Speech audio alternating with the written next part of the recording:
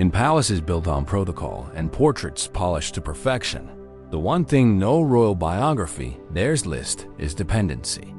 Behind the velvet curtains and crown-tipped silhouettes lies a secret history of compulsions, hushed, edited, denied.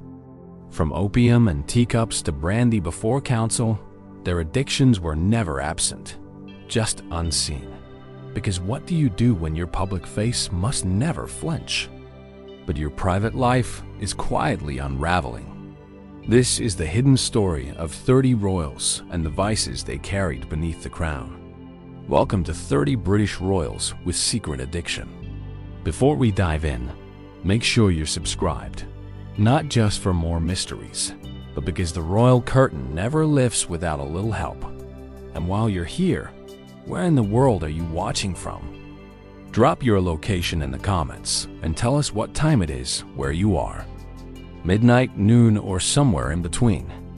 Let's see who else is wandering the halls of royal history with you tonight. 1. King George IV, 1762 to 1830. History tends to remember King George IV as the flamboyant prince regent, a velvet-draped monarch with a flair for powdered wigs, waist-expanding banquets, and architectural vanity projects. But behind the brocade and bombast was a man quietly unraveling under the weight of a daily chemical contract. George wasn't just addicted to grandeur. He was addicted to the things that made him feel grand. Chief among them, alcohol and Lena. Old Mom, for the uninitiated, was 19th century Britain's answer to everything. Toothache, take Liam. Melancholy, lead on. Heartbreak, gout, existential dread, boredom at court. Yes, yes, and certainly yes. But George didn't take laudanum like the rest of his subjects, sparingly, guilty, or with the resigned grimace of someone avoiding surgery. He took it like a man who had no idea where the line between pleasure and painkillers was supposed to be. He was also fond of alcohol in quantities that would have dropped a lesser man well before the coronation. Wine, brandy, punch, gin. If it was strong and numbed either his gout or his conscience, George drank it frequently. He was a monarch with a wine cellar so deep it required its own staff and arguably a support group. His dinners reportedly included dozens of dishes, not because he ate them all, but because indulgence had become its own performance. What makes George IV's story especially compelling and unsettling isn't just his dependency, but how utterly hidden it was behind a mirror-polished image. Official portraits showed him as a handsome, almost Romanesque figure of royal strength, despite the fact that in reality, he had ballooned to over 20 stone and couldn't walk upstairs without assistance. Court painters literally airbrushed his figure into historical delusion.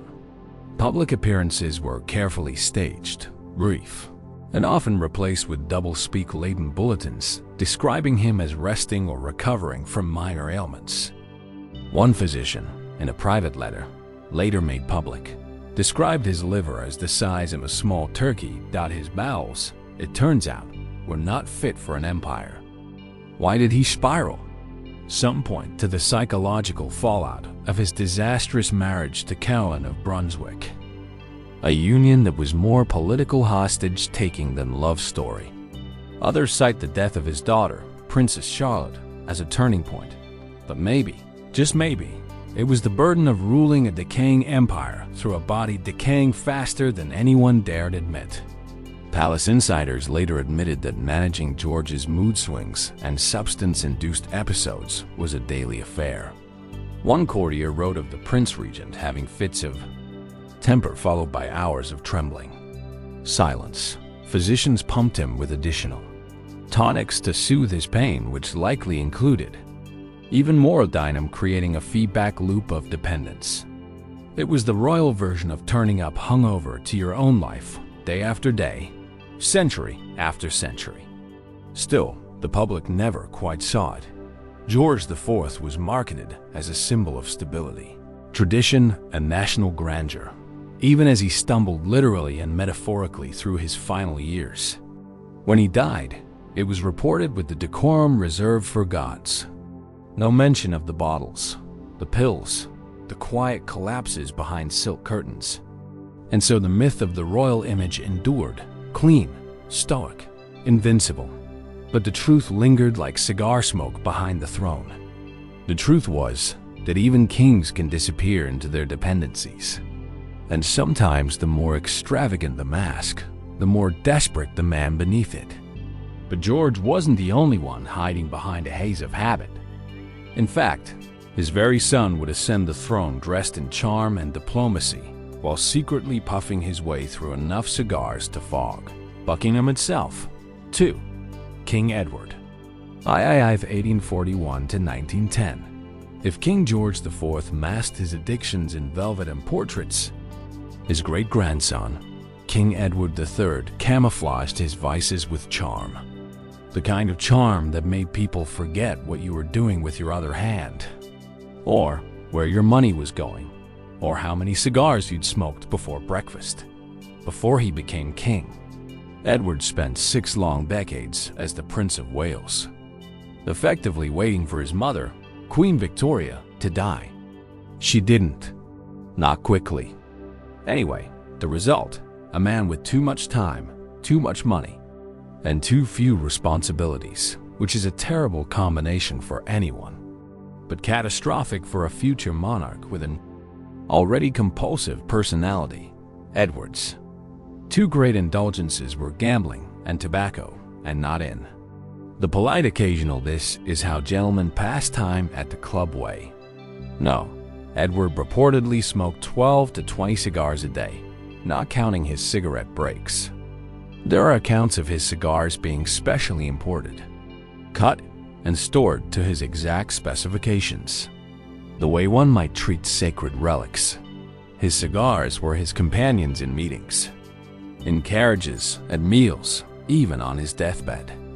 They were also his armor, a constant, tangible assertion of control in a world where he controlled almost nothing. Certainly not his mother or the political tides she steered alone. Gambling was less constant, but more explosive. Edward was not a cautious bettor. He lost vast sums in Paris casinos, Monte Carlo backrooms, and stately British drawing rooms alike. One of his most infamous losses involved a private baccarat game in 1890 that became a full-blown scandal when it went public. British newspapers delicately danced around the details, suggesting indiscretions and unseemly conduct. But the truth revealed by biographers decades later was that Edward's presence had violated every protocol of royal neutrality. He wasn't just playing cards. He was losing money, compromising friends, and lending royal credibility to games that others would have been jailed for hosting. But somehow none of this stuck to him, partly because he was funny, witty, likable. He had what they called a hearty appetite for life, which was society's euphemism for people who overate, overdrank, and overstayed their welcome, and who crucially had the good manners to tip well. Edward's vices became anecdotes, not scandals. That's how good his public relations were, or more accurately, how good his friends were at keeping his secrets. Behind the scenes, palace aides tried to manage him, sometimes frantically. Private letters from his staff reveal mild panic about the king's public appearances, mostly due to the smoke clinging to his clothes and the gambling debts quietly arriving in the mail. One royal servant complained that his cigars invaded every fabric of the palace, from drapes to diplomacy, but no one dared confront him too directly. He was, after all, the heir to the throne, a title that still came with a certain untouchability. By the time Edward finally became king in 1901, he was already 59 and wheezing. The cigars had done their work. He reigned for just 9 years, but even in that short time, he maintained his image as the Grand Conciliator, a diplomat in tailies, a king who understood both courts and casinos, who could charm a room before the smoke cleared. His addictions, though never acknowledged in official records, would later surface in memoirs and court gossip. But they never quite dented the myth. Why? Because Edward III wasn't remembered as a man unraveling. He was remembered as a man who made vice look like leisure, and who, unlike his predecessors, never seemed particularly haunted by what he'd consumed or lost. But then came his son, George V, and with him a very different kind of addiction. One not loud or scandalous, but quiet, methodical, and slowly lethal. Not a storm of indulgence, but a slow burn of dependence. 2 kings down, 28 to go. And we're only just peeling back the royal lacquer. If you're still with us, hit that subscribe button so you don't miss the rest of this descent into palace secrets. And tell us, where in the world are you tuning in from? What time is it where you are? Morning coffee, midnight spiral? Let us know in the comments. You're definitely not the only one up right now. 3. King George V, 1865 to 1936. If Edward II smoked like a bon vivant on borrowed time, his son George V smoked like a man fulfilling a duty, as if the monarchy itself ran on nicotine and royal protocol in equal measure. Where Edward had gambled in lavish salons and laughed through scandal, George kept to strict routines, rigid timets, and a brand of stoicism so severe it bordered on parody. And yet, beneath that cold, clipped exterior, George V nursed an addiction that was as relentless as it was ordinary. Cigarettes up to 20 a day, sometimes more. Not recreationally, religiously. Cigarettes were his constant companion, not a vice he indulged in, but a tool he relied on.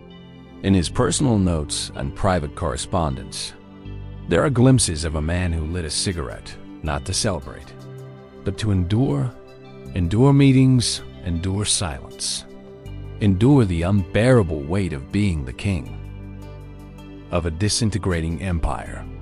Unlike his father's flamboyant displays, George's dependence was internalized, quiet, systematic, deeply habitual. In photos, his fingers are almost always positioned in that familiar posture, even when no cigarette is visible, as if the body had already memorized the ritual long before the mind did. Doctors noticed. So did his staff, but the public didn't. They weren't supposed to. Early 20th century royal PR was a carefully curated machine, and the image of King George V was one of unyielding stability. Newspapers praised his austere virtue and iron discipline, even as royal physicians quietly tried to manage his worsening bronchitis, emphysema, and chronic inflammation of the throat, all steadily fueled by the cigarette breaks that were never ever skipped. And even when illness threatened to topple the king, as it did many times in the 1920s and 30s, the official narrative stayed loyal. Statements from the palace referred to minor ailments or brief recoveries. Meanwhile, George was receiving oxygen treatments behind closed doors, struggling with labored breathing, and being injected with drugs just to keep him upright for state duties. According to private diaries, later released by royal aides, his morning routine began with tea, a smoke, and silence, a kind of secular sacrament for a monarch who outwardly had everything in control. But of course, he didn't. He ruled a collapsing empire, a family torn apart by revolution and exile, and a public losing its patience for crowns and ceremony. His addiction wasn't a flamboyant rebellion or a scandalous secret. It was a quiet collapse, a daily compromise. One more cigarette to get through, one more briefing, one more appearance, one more moment of pretending that everything was fine.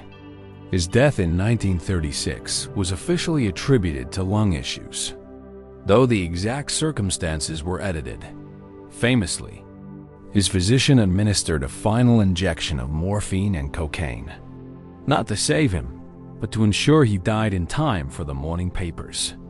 Even in death, the performance mattered more than the reality. The man who had inhaled his way through 2 world wars and an imperial unraveling had to exit on schedule with dignity, and preferably without coughing. His addiction was never acknowledged by the monarchy, but it didn't need to be. The yellowed fingertips, the rasping voice, the hollowed lungs, they told the story. His legacy became one of duty and steadiness. But if you look closer, you could see the cost of that image in every exhale. And while George V's habits were carefully framed as stress coping mechanisms, his son, the famously anxious George VI, would inherit not just the throne, but the same reliance on smoke and drink. Only this time, the anxiety wasn't just inherited. It was audible, trembling, and eventually fatal. 4. King George V, 1895 to 1952. In the pantheon of reluctant kings, George VI stands alone, not for his achievements, but for the visible, almost painful effort it took him to perform royalty at all. History remembers him as the quiet hero of wartime Britain, the stammering king who found his voice just in time to rally a nation. But behind that noble narrative was a man so racked with anxiety that he turned to two companions he could count on to calm his nerves: alcohol and cigarettes. And like his father before him, he relied on them not as indulgences, but as necessities. George VI didn't crave vice, he required sedation. From childhood, he was the overlooked spare, the second son with the stiff posture and uncertain voice raised in the shadow of his charismatic older brother Edward VIII. No one, including himself, expected him to wear the crown.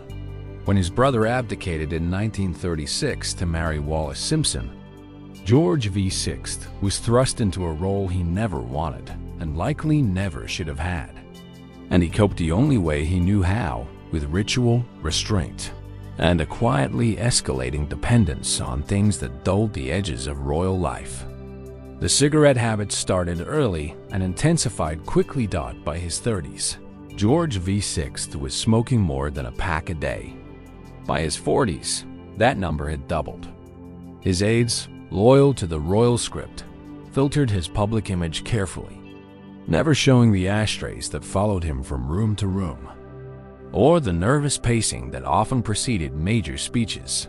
Photographs were selected with surgical precision to conceal how thin he had grown, how gray his skin had become, and how sunken his eyes looked during state appearances. If the monarchy was a performance, George VI was the stagehand who never got to leave the spotlight, always acting, never comfortable. And then there was the drinking. Unlike his father, who drank with ceremony, George VI drank quietly, consistently, and with increasing frequency. His preferred drink was gin, but he wasn't particularly choosy. Alcohol was used to lubricate the royal stiffness to get through the speeches, the inspections, the unbearable silence of duty. Former staff have recounted how he would take a stiff drink before a broadcast, then chain smoke through his recovery from the effort. It wasn't about pleasure. It was about survival. Doctors noticed. Of course they did. But they tread lightly, offering euphemisms and half measures. His health began to fail in the 1940s, but public statements insisted he was recovering, resting, or engaged in light duties. The truth was much starker: that he was slowly collapsing under the weight of expectation and the poisons he used to meet it. In 1951, he underwent surgery for lung cancer, though the word cancer was never officially uttered in public. The surgery removed part of his left lung, but he resumed public duties almost immediately. Wrapped in scarves, flanked by aides, smiling through pain. That same year, he appeared at London's airport to bid farewell to his daughter Elizabeth, who was departing on a royal tour. It would be the last time they saw each other.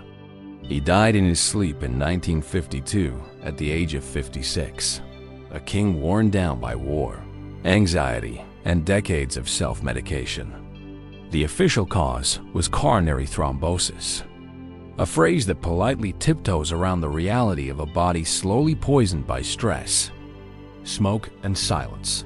The public mourned a beloved, steady monarch, but few knew the full cost of that steadiness. He had inherited a throne he never wanted, endured a voice that betrayed him, and turned to two quiet addictions to bridge the unbearable gap between duty and self. And yet, in death, as in life, the mask of royal dignity remained intact.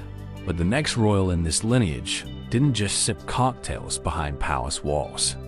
She turned afternoon gin into a full-time routine, one that blurred the line between aristocratic leisure and quiet dependence. 5. Queen Elizabeth, the Queen Mother, 1900 to 2002.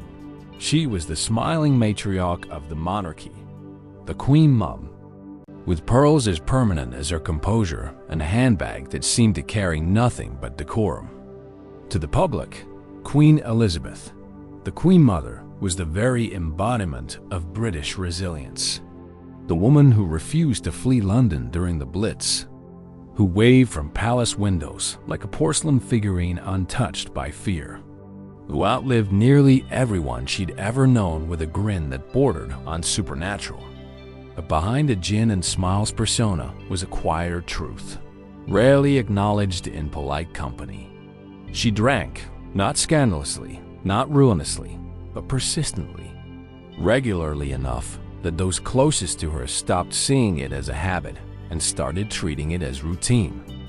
Her drink of choice, a specific concoction, gin and dubonnet, equal parts, 2 slices of lemon with the rind left on dot.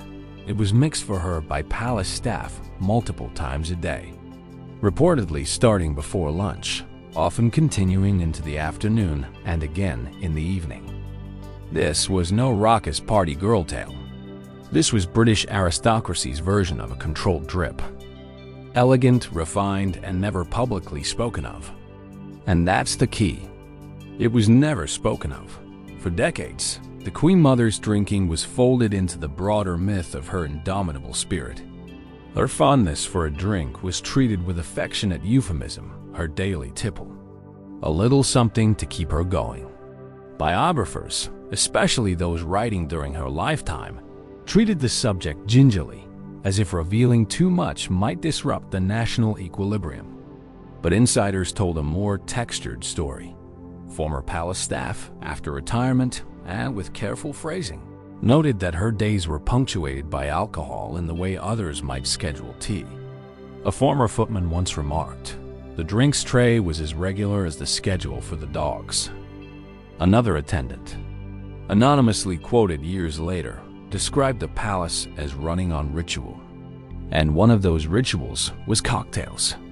Still, no one ever accused her of being out of control. That wasn't the point. Her relationship with alcohol was quiet, measured, and in its own way, enviable. It wasn't excess in the classical sense.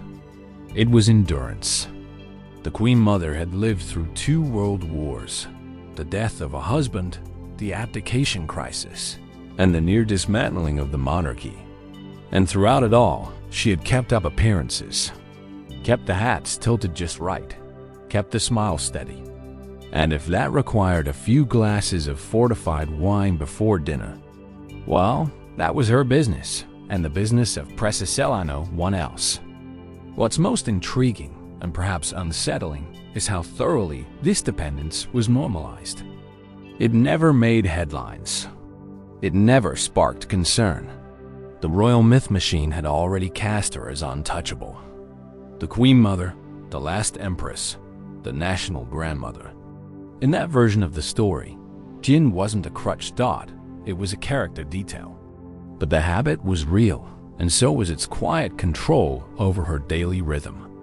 And while her public image remained untouched, her daughter, Princess Margaret, would not be granted the same luxury of concealment.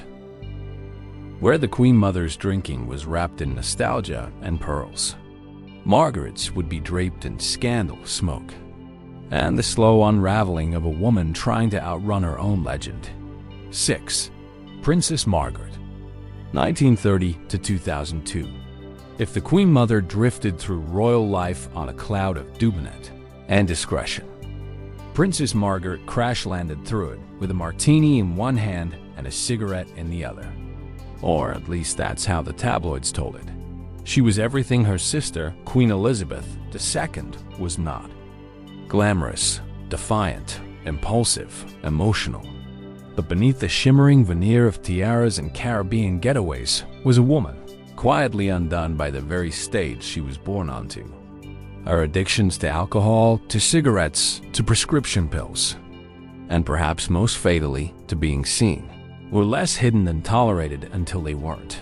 Margaret was the younger sister. The spare, a position she seemed to resent and relish in equal measure. Her early life was spent in the gilded echo of her sister's destiny. She would never be queen, but she would always be royal. She played the role with flair. She smoked in public, danced in nightclubs, wore red nail polish at a time when red meant rebellion, and turned up to state events looking like a Vogue editorial had accidentally wandered into Westminster Abbey. She was, by all accounts, magnetic, but that magnetism came with a price. The ceaseless expectation to perform and the equally relentless scrutiny when she faltered. Margaret's dependence on alcohol didn't begin with drama.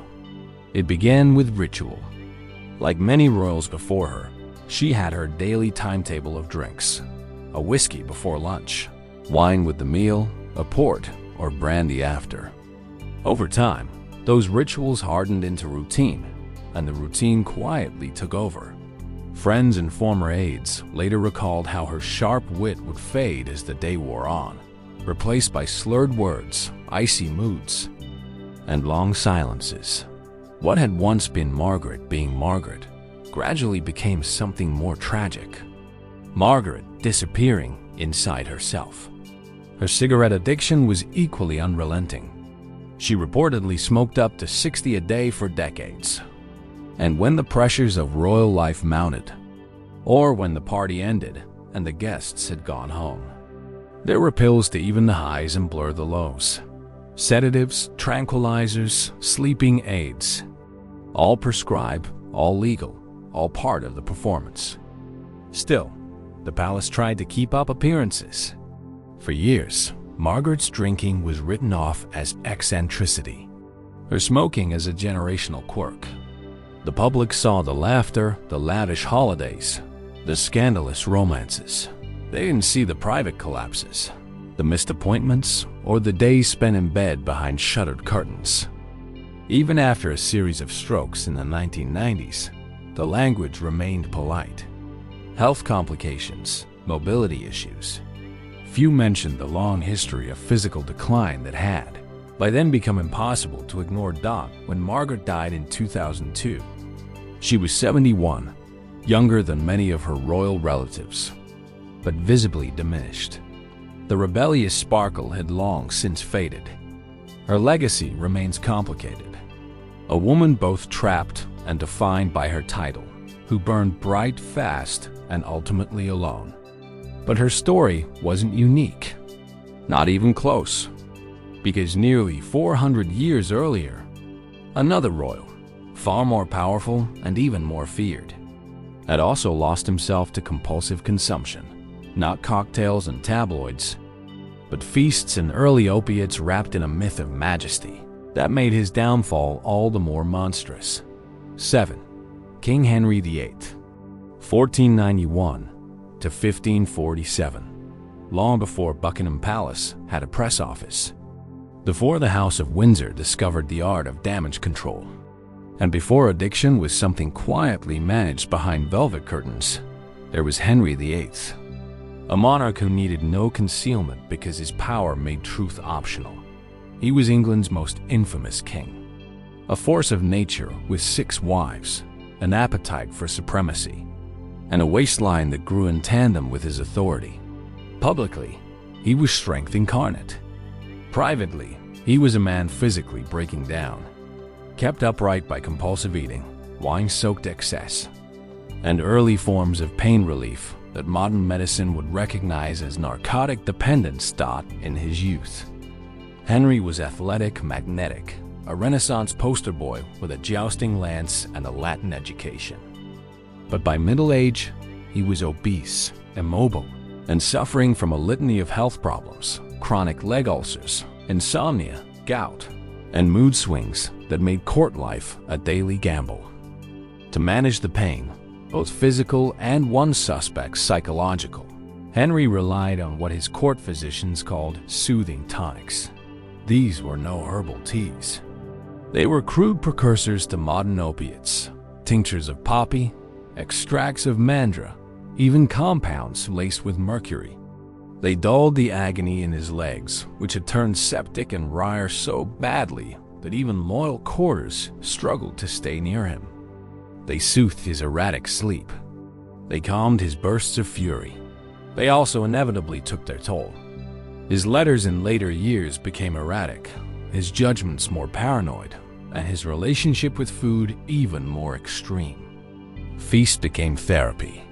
Tables buckled under the weight of pies, meats, and sweet wines, as if culinary abundance could smother physical decay. His portraits, famously idealized, show a king towering in armor, resolute and commanding. The truth was far less flattering. By the 1540s, Henry needed a mechanical hoist to lift his body into bed. Yet, no one dared speak of dependence. Addiction as a concept didn't exist, especially not for kings. If Henry demanded wine with breakfast and opium with dinner, it was treated not as vice but prerogative.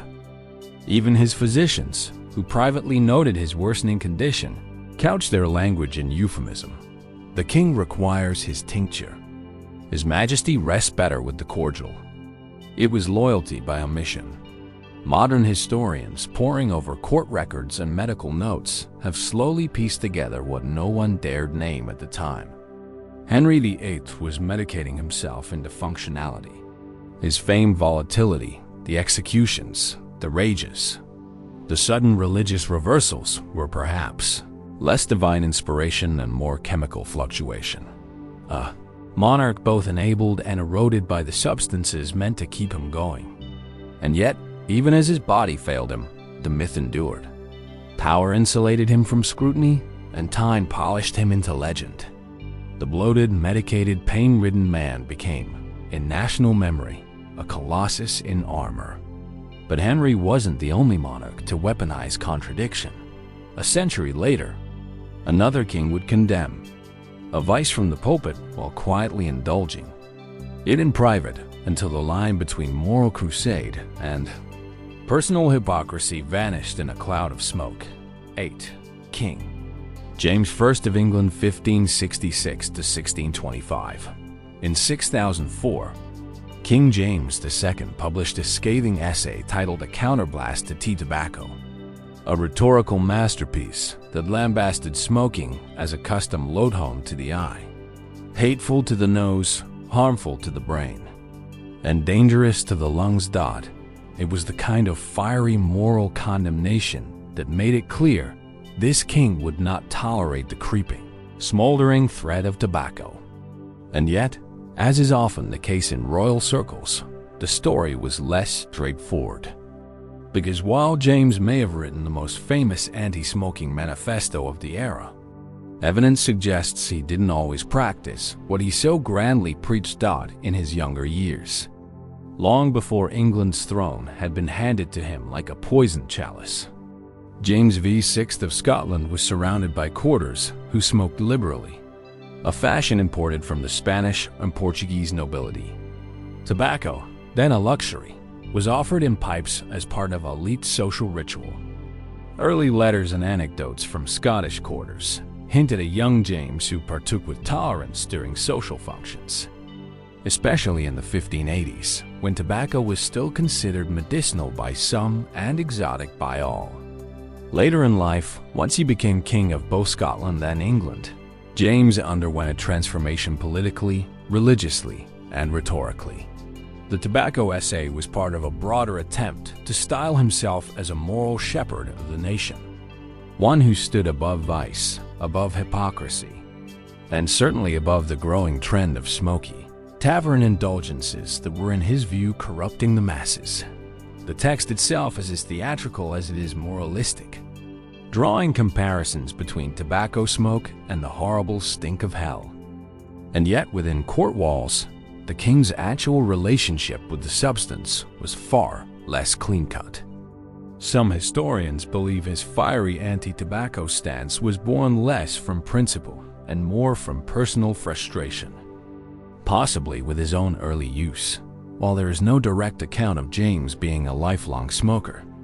Several contemporary sources, including Spanish diplomatic letters and court gossip from visiting French nobles, refer obliquely to a habit abandoned in youth. One ambassador even suggested the king's distaste for smoking was rehearsed too often, as if to forget a former affection. Whether or not he was truly addicted or merely experimented and recoiled remains unclear. But what is certain is that James spent much of his reign policing not just the public's behavior, but his own image.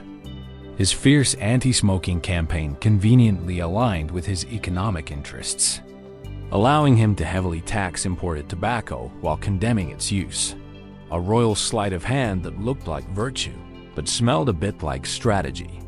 What makes James' story resonate is not whether he smoked in secret or just flirted with the habit in youth.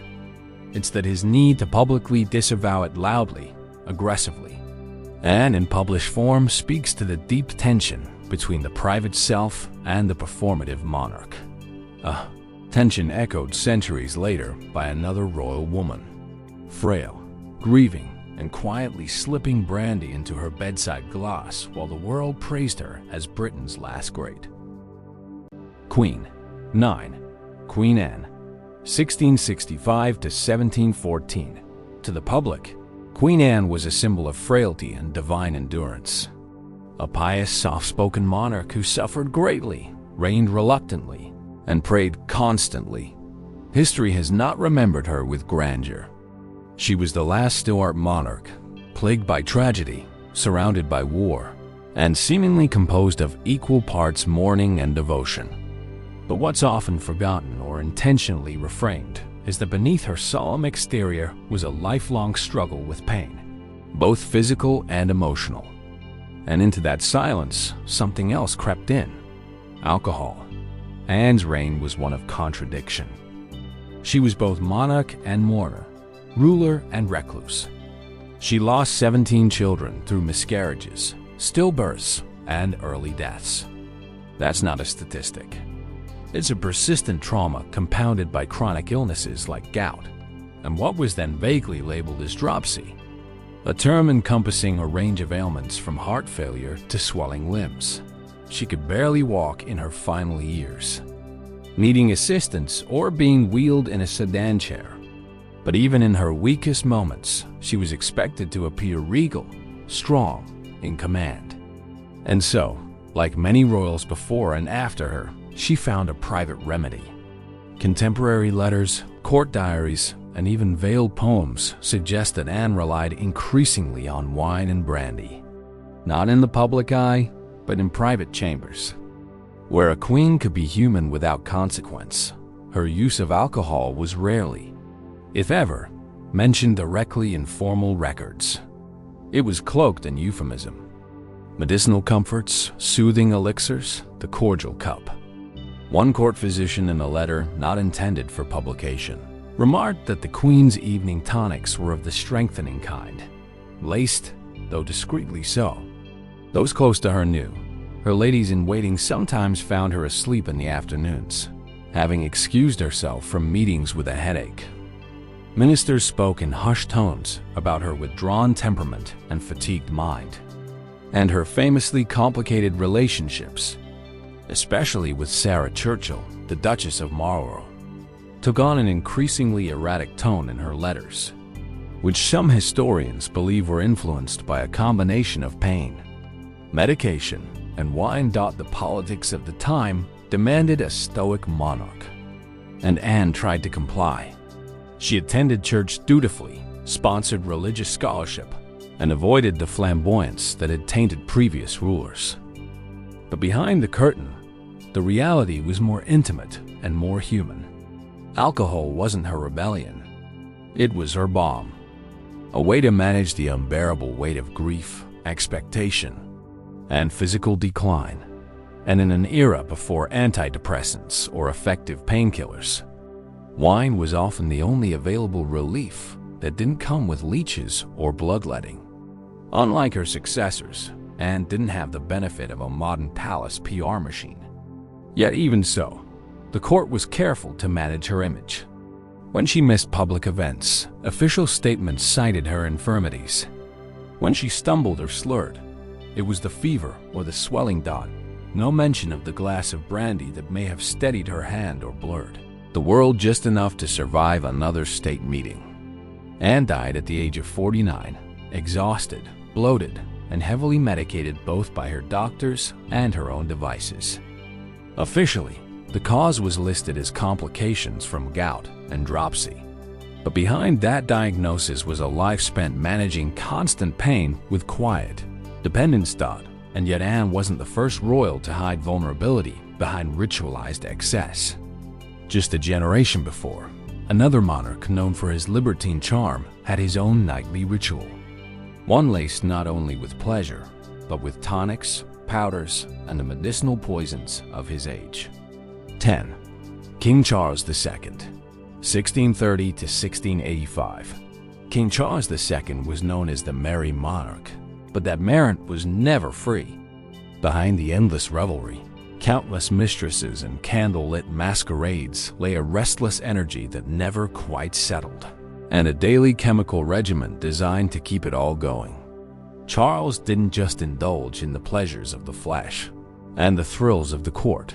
He also relied on a steady stream of 17th century tonics and elixirs, many of them laced with opium, mercury, and other early narcotics to mask the growing cost of a life lived at full speed. To his admirers, Charles was the charming king who brought the court back to life after the grim austerity of the Puritan interregnum. He reintroduced music, theater, fashion, and flirtation into the bloodstream of Britain. But to his physicians, and he had many, he was a patient of mounting contradictions. Athletic and energetic by day, yet plagued by insomnia and trembling fatigue by night. His solution, medicinal cordials, the kind sold in gold-trimmed bottles and prescribed by royal apothecaries with reassuring names like the King's Strengthening Draught or Sovereign Water of Life. But beneath the poetic branding were ingredients we now recognize as highly addictive. Records from Charles's apothecaries reveal an astonishing array of concoctions: tinctures with linum, an opium derivative, tonics containing powdered pearls and bezoars, and nightly restoratives laced with substances that would make a modern toxicologist yes. These were not casual comforts. They were daily routines, part placebo, part poison, part coping mechanism. While Charles rarely showed weakness in public, his correspondence with his doctors tells a different story. Headaches, fatigue, chest tightness, periods of low mood, and the occasional paralysis in his limbs. His health problems weren't always visible, but they were chronic, and they were treated with the full chemical cabinet of the Restoration era. His dependence on medicinal stimulants and sedatives wasn't uncommon among royals. What made Charles unique was how seamlessly it was woven into his image. While his father, Charles Eyard, had been remembered as solemn and tragic, Charles II reinvented the monarchy as an ongoing masquerade. He threw balls during political crises. He made jokes during parliamentary debates. And when his body began to rebel, he simply upped the dosage. His reputation as a lover of life, a tireless partier, a patron of the arts, all of it was sustained by a body increasingly sustained by artificial means. The irony: many of the same physicians who dosed him with these remedies would later scramble to save him from them. In the final weeks of his life, Charles suffered what was officially described as a sudden illness, likely a stroke, possibly made worse by decades of strain and substance exposure. The royal physicians bled him, purged him, blistered him, and dosed him again. A full spectrum of 17th century treatments that read now like a slow-motion disaster. It's said he died surrounded by alchemists and astrologers, with jars of powdered amber and opium tincture within reach. But to the public he remained the Merry Monarch to the end, generous, charming, and gone too soon. The rituals of medicine had been disguised as vitality, and the body breaking down beneath the crown was never fully shown. Still, Charles was not the only royal to indulge both his vices and his image. One of his own nephews would inherit not just the throne, but a taste for risk, a man whose debts were quietly forgiven by Parliament, whose nightly excesses were politely redacted, and whose addiction left more than just receipts. It left a royal trail of silence. 11. Prince Frederick, Duke of York, 1763. 1827. He may be remembered in nursery rhymes as the general who marched his men to the top of the hill and marched them down again. But Prince Frederick, Duke of York, left a far more tangible legacy than poetic missteps. He was the second son of King George III, Commander-in-Chief of the British Army, and the man whose military reform shaped Britain's defense system for decades. He was also quietly a compulsive gambler and a heavy drinker. A royal who played fast and loose not only with strategy, but with staggering sums of money, much of it not his own dot to the public. Frederick was the respectable face of the military establishment. Calm, competent, and disciplined. But behind the scenes, he had a well-known weakness for cards, dice, and the soft haze of expensive wine. Gambling was a social norm among the aristocracy of the time, but Frederick took it to extremes. He played obsessively and recklessly, often losing more than he could afford. Of course, afford is a relative term when you're funded by the British taxpayer and shielded by royal privilege. Still, his debts mounted with alarming speed. Contemporary letters from creditors, intercepted court documents, and even whispers from fellow officers reveal a man who lived in a perpetual financial scramble. He borrowed frequently. He repaid slowly, and on more than one occasion, he required direct intervention from Parliament to bail him out. Not publicly, of course, but behind closed doors through delicate negotiations and carefully worded financial rearrangements. Royal dignity, after all, had to be preserved even when it was deeply in debt. The wine didn't help. Frederick's love of drink wasn't scandalous by 18th century standards, but it was consistent, bordering on ritual. He drank to unwind, to celebrate, to forget, often late into the night after long evenings of gambling or court engagements. Friends later noted his declining health and frequent absences, but they remained loyal. The Duke, after all, was a royal. His habits weren't treated as problems. They were treated as personality traits. Still, the mask slipped occasionally. One of the rare public cracks came during the Mary Ann Clark scandal, a widely publicized affair in which Frederick's former mistress was accused of selling army commissions, allegedly with his knowledge, or at least his willful ignorance. The scandal nearly ruined him. Though he denied involvement, the press had a field day, and he was temporarily forced to resign his military post. His gambling and drinking were never cited directly, but biographers have long noted how his personal chaos may have made him more vulnerable to manipulation.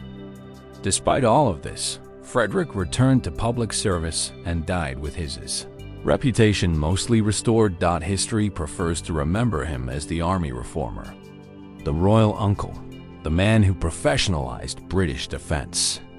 His private dependencies were edited out like footnotes no one dared read aloud. But Frederick's story, like so many royal stories, is a reminder that beneath every uniform and title was a human being trying and often failing to manage the pressure of performance and justice. Frederick reached for wine and cards. Another royal, ruling a vast empire from behind a black veil of mourning, reached for something far more potent, a tincture of grief and numbness packaged in a bottle of laudanum. 12. Queen Victoria, 1819 to 1901. Queen Victoria ruled for over 60 years, presiding over an empire so vast it was said the sun never set on it. She was the image of dutiful widowhood, national stability, and imperial resolve. But beneath the jet-black dresses and austere proclamations was a woman quietly medicating herself through decades of grief. A queen whose emotional world was managed not only through ritual and tradition, but through regular use of lemon chloroform. To understand her dependence, one must first understand her loss. When Prince Albert died in 1861, Victoria went into mourning, not just in the performative royal sense, but in a complete psychological retreat.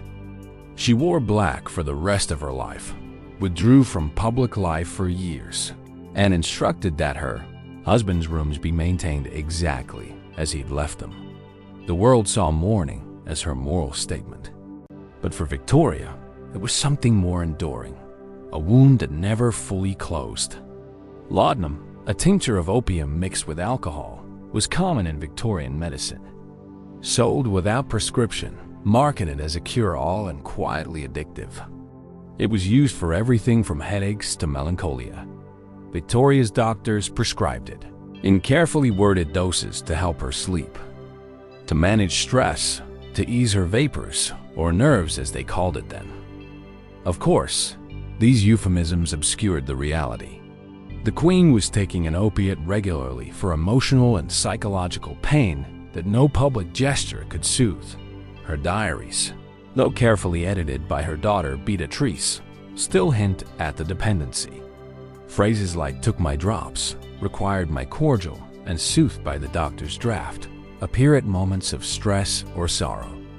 After meetings with difficult ministers, after anniversaries of Albert's death, after public appearances that left her drained and shaking. Physicians at court noted that the Queen developed an increasing tolerance over the years, requiring slightly stronger doses to achieve the same calming effect. Then came chloroform, the fashionable new anesthetic of the mid-9th century. When Victoria gave birth to her 8th and 9th children, she used chloroform as a pain reliever. A controversial choice at the time. Critics accused her of defying natural maternal suffering, but Victoria was unapologetic. In private letters, she referred to it as blessed and soothing beyond description. It was another quiet turn toward chemical comfort in a life ruled by ritual and repression. Of course, none of this was made public. The image of Victoria, especially later in life, was fiercely protected. She was the grandmother of Europe, the matriarch of monarchy, the figurehead of moral Victorian values. The idea that she might have been regularly sedating herself with narcotic tinctures did not fit the narrative. Her dependency was sanitized into footnotes, her grief into legend. Yet even legends are human. And Victoria's reliance on substances was not about escape, it was about containment, of sorrow, of anxiety, of the immense pressure of personifying an empire while quietly unraveling behind closed doors. But she wasn't the only royal who died young with secrets buried beneath official statements. Her grandson, Albert Edward, Duke of Clarence, was next in line for the throne until he vanished into royal myth, surrounded by whispers, scandal, and a death that never quite added up. 13. Prince Albert Edward, Duke of Clarence, 1864 to 1892. He was the heir, who almost was, a royal ghost who flickered briefly between two monarchs before vanishing into historical footnotes and conspiracy theories. Prince Albert Victor, Duke of Clarence and Andale, eldest son of the future King Edward III and grandson of Queen Victoria, was once poised to inherit the British throne. Instead, he died at just 28, leaving behind more questions than answers. Officially, the cause was pneumonia, contracted during a bout of influenza.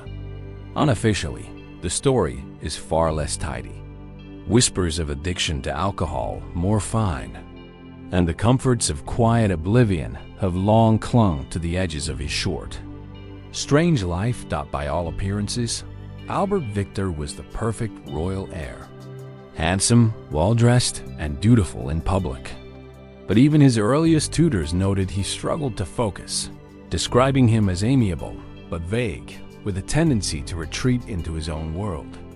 He was shuttled between schools, given various military postings, and traveled the empire in an attempt to season him into leadership.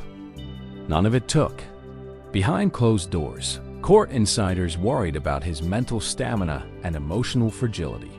He wasn't a disaster, but he wasn't promising either. And so began the slow, polite sidelining of a royal no one quite knew what to do with. By his 20s, Albert Victor had developed a reputation not for scandal per se, but for softness. He preferred leisure to leadership, comfort to command. He was said to be easily led, often by those with far sharper instincts and far fewer restrictions. During his time in the military, fellow officers noted his increasing fondness for brandy and other liquors. Rumors surfaced, never confirmed, always denied, that he was using morphine, a fashionable sedative of the time, often prescribed for everything from insomnia to nervous conditions. His letters during this period grow sparse and short, as if even writing had become too much of an effort. The press, ever loyal to the palace in that era, never exposed these habits. But members of the household later confided that Albert Victor was closely monitored and at times quietly sequestered to avoid public scrutiny. Aides managed his social schedule carefully, limiting appearances when he seemed especially unwell or erratic. His engagement to Princess Mary of Teck, the future Queen Mary, was announced. But insiders questioned whether the match was truly meant to proceed, or merely staged to quell speculation about his declining state. Then came his final illness in 1892. Influenza, they said. Pneumonia, they added. But the rapidity of his decline and the vague language in official bulletins left room for doubt. Biographers writing decades later, with access to less sanitized records, pointed to the possibility of complications from prolonged substance use. Respiratory failure worsened by a weakened immune system and a long history of sedation. But the royal narrative had already been written. A tragic young prince taken too soon, mourned by a nation. His younger brother George would go on to become George V. Princess Mary would marry him instead. And Albert Victor, he faded into a kind of sanctioned forgetfulness, not disgraced, but erased. His addictions, if ever fully understood, were buried with him at Windsor Castle, beneath marble and myth. But the pattern wouldn't stop there. Another royal, this one a reserved naval officer turned unlikely king, would also find himself dependent on quiet cups of spirits. His story, like Albert Victor's, was managed carefully, revealed only in fragments. Except this one would actually wear the crown and carry his addiction straight into the throne room. 14. Princess Alice of Battenberg, 1885 to 1969. At first glance, Princess Alice of Battenberg might not appear to belong on a list of royals with hidden addictions.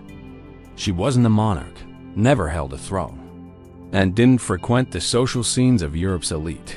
But Alice's life was far more complex, and in many ways far more haunting than the tiaras and royal bloodlines would suggest.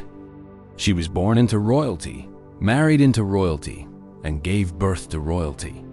But for much of her adult life, Alice existed on the shadowed edge of the royal world.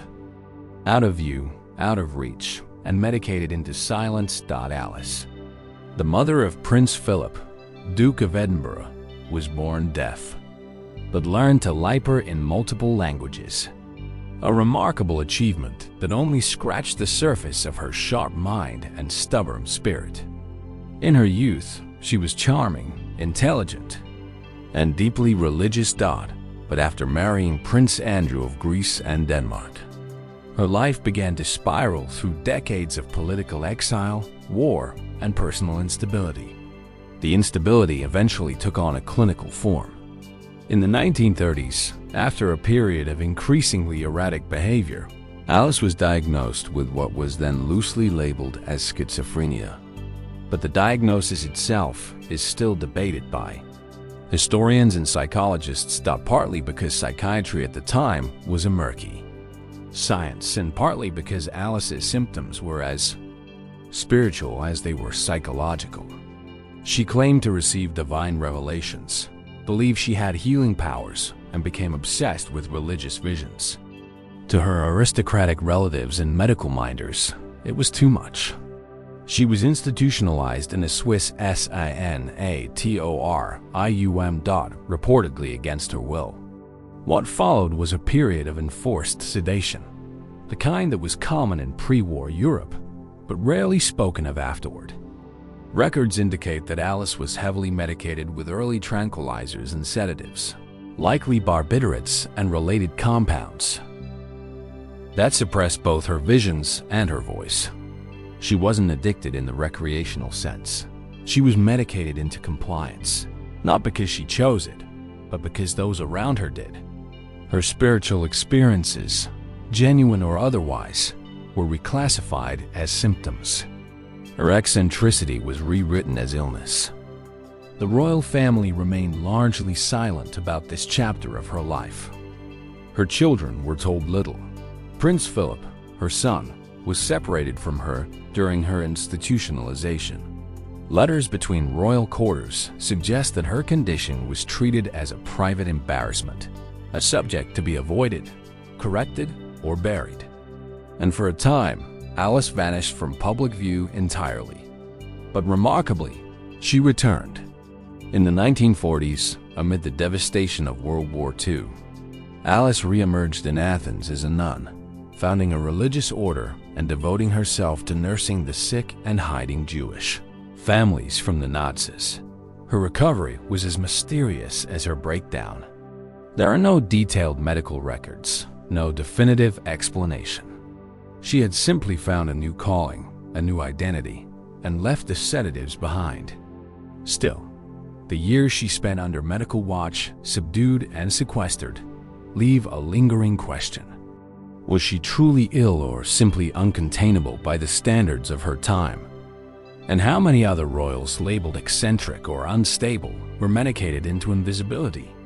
Because just a few decades later, another royal, dashing, glamorous, and very much in the public eye, would also be living a double life. A prince adored by the press, respected by the military, and hiding a far more dangerous habit, a long-standing dependence on morphine and cocaine. 15.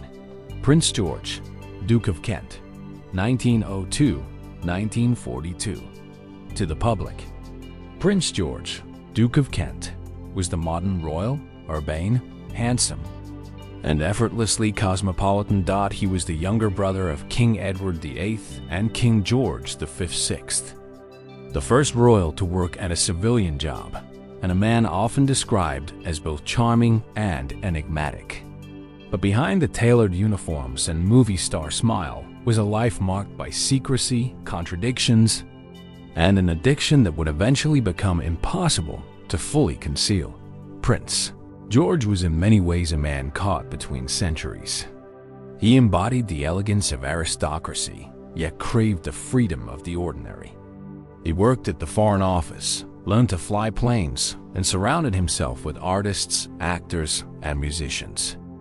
A circle far less polished than traditional court company, but infinitely more alive. He moved through elite social scenes across Europe, a regular at parties in Paris, Vienna, and Berlin. And wherever he went, so did his dependencies.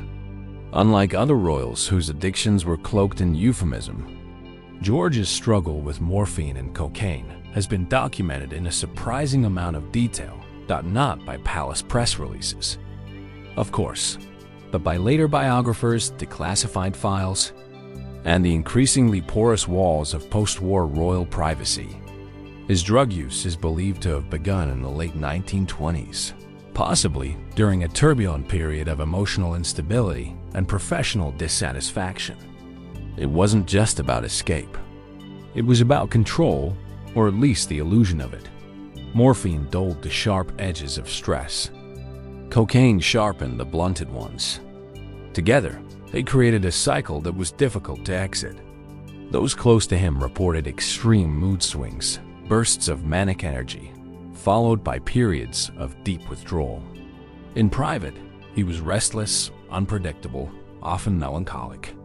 In public, he remained magnetic, a carefully constructed performance that became harder to maintain. The royal family, as ever, acted with quiet decisiveness. There were interventions, whispered directives, and strategic deployments. George was given positions that required travel and structure, including a return to naval service, and later a post in the newly established Royal Air Force. On paper, he was serving his country behind the scenes. He was being managed, moved, redirected, contained. There are suggestions that May 5 kept informal tabs on his movements during this time, not for political betrayal, but out of concern that his lifestyle might spark embarrassment or worse, exposure. His sudden death in 1942 in a mysterious plane crash in northern Scotland only deepened the intrigue. Officially, he was on a military mission. Unofficially, questions piled up. Why was he aboard a flight so far from active conflict? Why was there a civilian on board? Why did records surrounding the crash remain classified for decades? Conspiracy theories, as they tend to fill the silence. But what remains undisputed is that George, for all his privilege and charisma, was a man quietly battling a chemical dependence that may have shaped and possibly shortened his life in the end. His addiction wasn't publicly acknowledged. It was edited out, blurred into stories of wartime service and patriotic sacrifice. But the documents surfaced eventually, and the outlines became clear. A royal lost between image and identity, managing his role with substances powerful enough to mask the pressure but not erase the cost. And that pressure, to conform, to perform, to remain silent, would haunt more than just one generation. For another royal, his brother, in fact, would carry a more understated burden.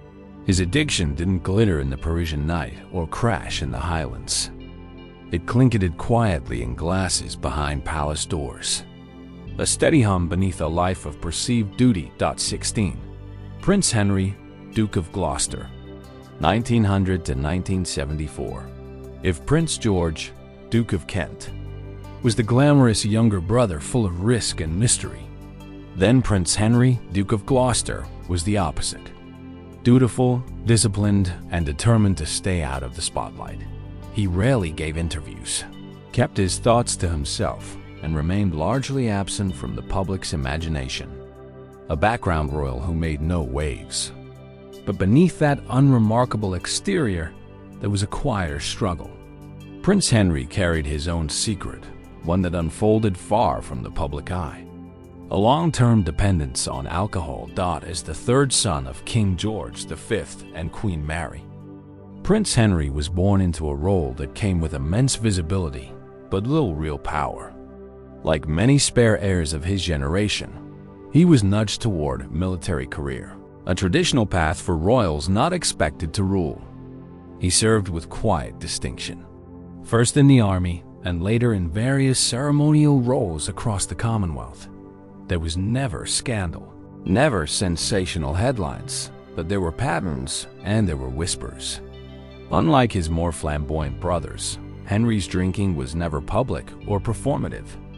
It was private, consistent, and according to several of his longtime aides, increasingly habitual as he aged. His reliance on alcohol was not seen as extraordinary in a time when heavy drinking was still woven into the fabric of upper-class masculinity. What made it remarkable was how long it lasted and how carefully it was managed. Internal palace memos and later interviews with royal staff suggest that Henry drank daily, most often in the evenings, but sometimes earlier. He wasn't known to be violent or erratic, just increasingly withdrawn. Over time, his public appearances grew less frequent, and his capacity for long speeches and extended tours diminished. Officially, this was chalked up to health concerns, fatigue, or the vague but convenient phrase advancing age. But behind the scenes, there were growing concerns about his dependency. Letters from his private secretaries, now housed in royal archives, speak in cautious terms about His Royal Highness's delicate condition, and note adjustments to his schedule based on his readiness on certain days. Those close to him developed subtle strategies, limiting the duration of public events, ensuring that refreshments at official functions were discreetly controlled, and postponing early morning engagements when necessary. Yet Henry remained loyal to the system that shielded him. He never publicly complained, never asked for sympathy, and never broke with protocol. His drinking didn't bring down the monarchy or spark media attention. It simply became part of the architecture of his life, a coping mechanism for a role that required unwavering composure, but offered little purpose. When he suffered a series of strokes in the 1960s, the palace attributed his decline to natural causes. Few mentioned the long years of drinking that may have worsened his condition. He died in 1974, age 74, largely forgotten by the public, but remembered within royal circles as a quiet presence. That's how they put it, quiet. A word that can mean loyal, but also lonely. And yet, Prince Henry's story is not isolated. It fits neatly into a lineage of royals who coped in silence, numbing themselves in ways the public was never meant to see. Even more curiously, his family tree includes another figure, one of the most mysterious and scandal-shrouded royals of the Victorian era, whose own struggles with alcohol and addiction were erased almost entirely from public memory. A prince whose life ended young, leaving behind not just a questionable legacy, but a well-managed royal cover-up. 17. Prince Albert Victor, 1864 to 1892. Prince Albert Victor, Duke of Clarence and Andale, often referred to simply as Eddie, remains one of the most enigmatic figures in the history of the British monarchy. Officially, he was the eldest son of the future King Edward III, second in line to the throne and destined, however briefly, to become King. Unofficially, he was a young man adrift in a sea of expectation, poor health, and whispered scandal. His early death at 28 was publicly mourned as a tragedy of fate. But behind the royal condolences and grand funeral lies a more complex truth. Eddie's life was shadowed by chronic substance use, likely tied to alcohol and gambling, and carefully shielded from the public by palace discretion. From a young age, Albert Victor struggled to live up to the image expected of a future monarch. He was widely considered charming, but intellectually limited, a polite way of saying he was easily distracted, easily influenced, and never quite grasped the full scope of his education or responsibilities. Tutors, military commanders, and political handlers found him frustrating to manage, though all admitted he was gentle in temperament and eager to please. That gentleness may have also been a vulnerability. Court gossip and unofficial accounts suggest that by his early 20s, Albert Victor had developed a strong taste for alcohol. Not uncommon for aristocrats of the time, but in his case, it appears to have become something more habitual. He was a regular at gentlemen's clubs known for card tables and late night brandy.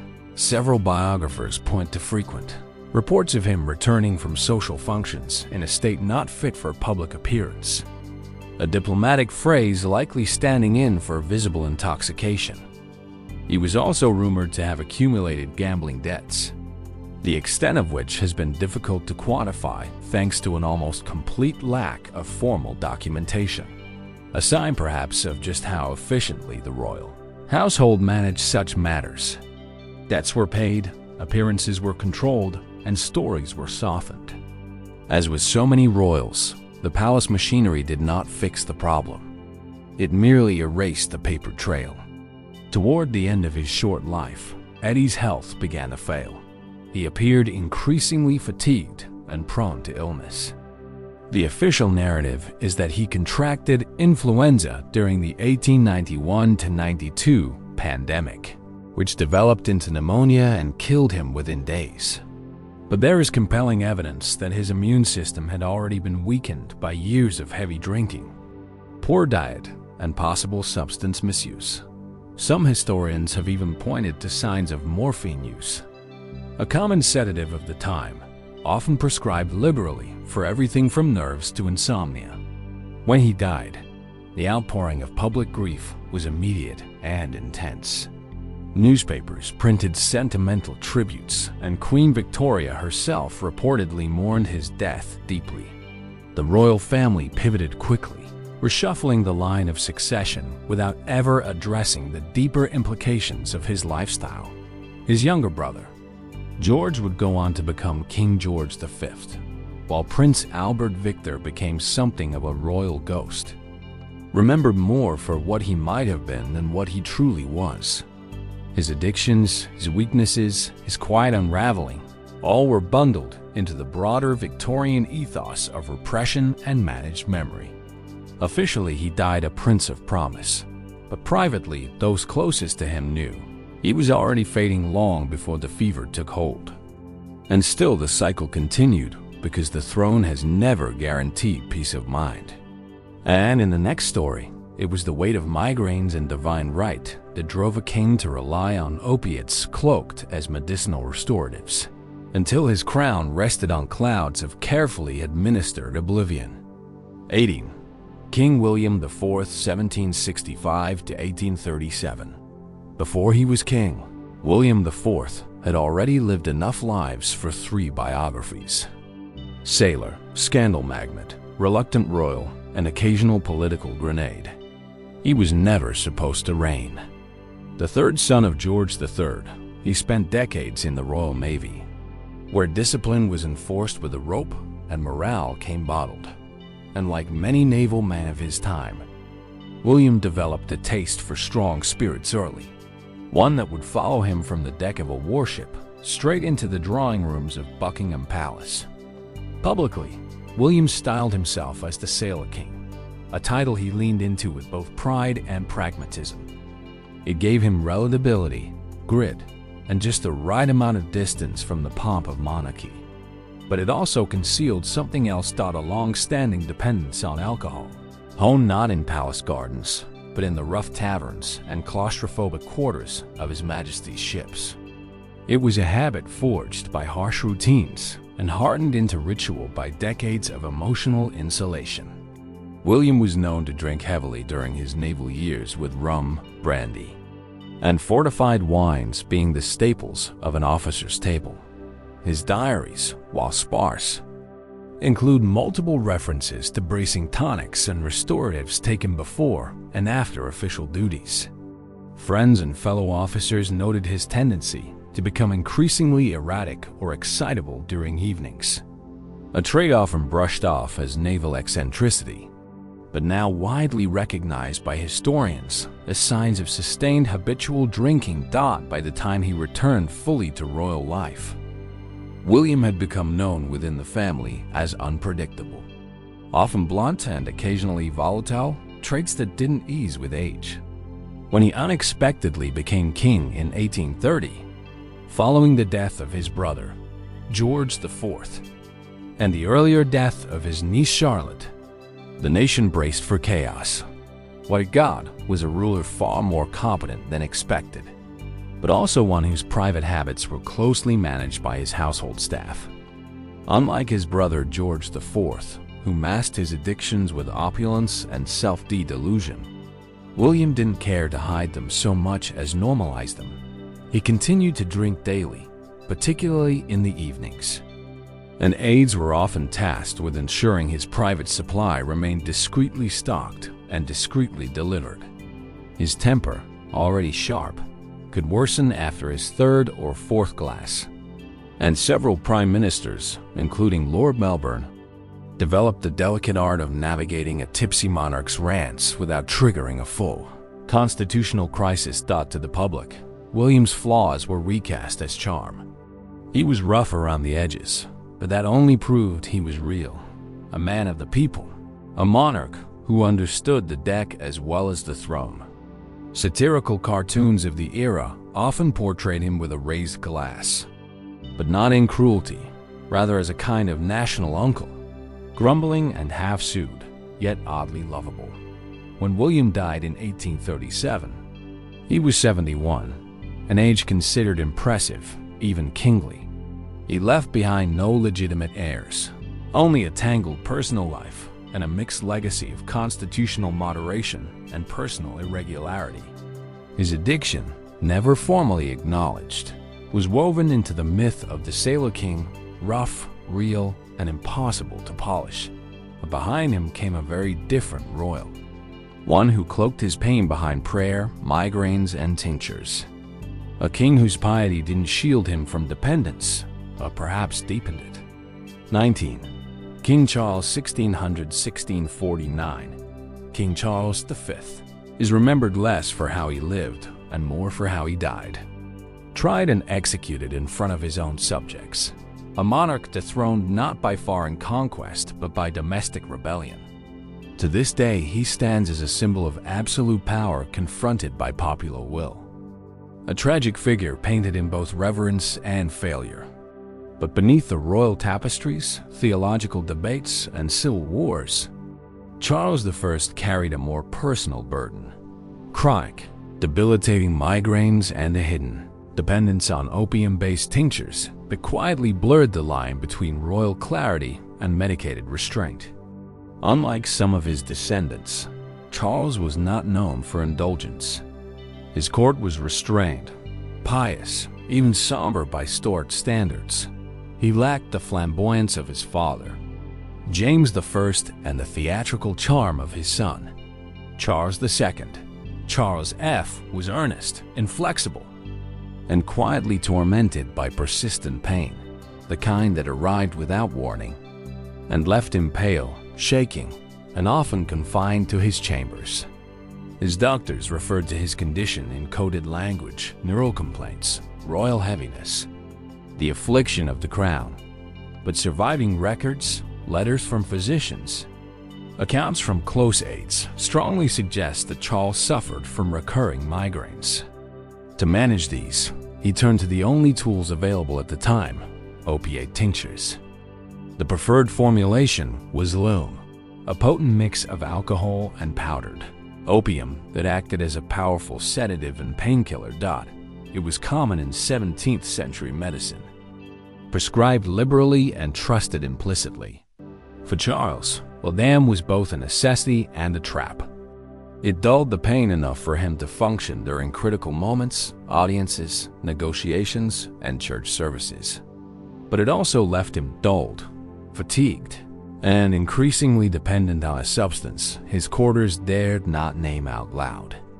The king's usage was not public knowledge, nor was it entirely secret. Physicians noted in private journals that dosages had to be adjusted over time. One courtier wrote that His Majesty took his draft and was quieted, while another referenced the king retreating to the stillness of medicine after prolonged council meetings. These were not one-off remedies. They were part of his routine. His reliance on medicinal opiates became most pronounced during the final years of his reign, when civil unrest turned to outright war and the pressure of rule became insurmountable. Faced with betrayal, battle, and the erosion of royal authority, Charles withdrew further into ritual. He clung to divine rite, liturgy, and increasingly, the invisible hand of medicinal relief. There's no evidence he abused his tinctures for pleasure, but there is compelling evidence that he could not have managed his role without them. His execution in 1649 marked a seismic moment in British history, but it also sealed his image and sanctity. Royalist supporters portrayed him as a martyr, a Christ-like figure who faced death with divine serenity. No one spoke of the opium. No one mentioned the cordials administered before his final appearances. To do so would have complicated the myth, but Charles's private struggle reveals a familiar pattern. The monarch is symbol carefully preserved, even as the person beneath relies on invisible supports just to endure. And in that lineage of quiet dependencies, he was not alone. Because Not long after, another royal, one born into exile, fluent in contradictions, and fond of both battlefields and brandy, would drink his way through diplomacy and disaster. His addiction elegantly framed as conviviality by those paid to protect his name. 20. Prince Augustus Frederick, Duke of Sussex, 1773–1843. Among the sons of King George III, Prince Augustus Frederick was the least conventional and the most quietly troubled. While his brothers clashed with Parliament, commanded armies, or chased coronets, Augustus spent his life navigating a subtler sort of rebellion, one against the rules of court, the restrictions of tradition, and the quiet, creeping dependency he developed on the only thing that seemed to bring him rest: opium-based sleeping potions. Known to history as the Duke of Sussex, Augustus was never destined for the throne, and he knew it. That fact alone may have granted him a degree of freedom, or depending on how you see it, a convenient excuse for living life on his own unapproved terms. He openly opposed the Royal Marriages Act, defied his father by marrying a commoner without permission twice, and made no attempt to pretend he belonged to the rigid mold expected of Georgian royalty. Yet for all his public defiance, Augustus was privately unwell. In letters to friends and personal physicians, he described bouts of insomnia so persistent that they interfered with daily function. He wrote of nervous wakefulness, midnight terrors, and a mind that cannot be coaxed into rest. For a man surrounded by luxury and security, his inner life appeared anything but calm. Enter the apothecaries.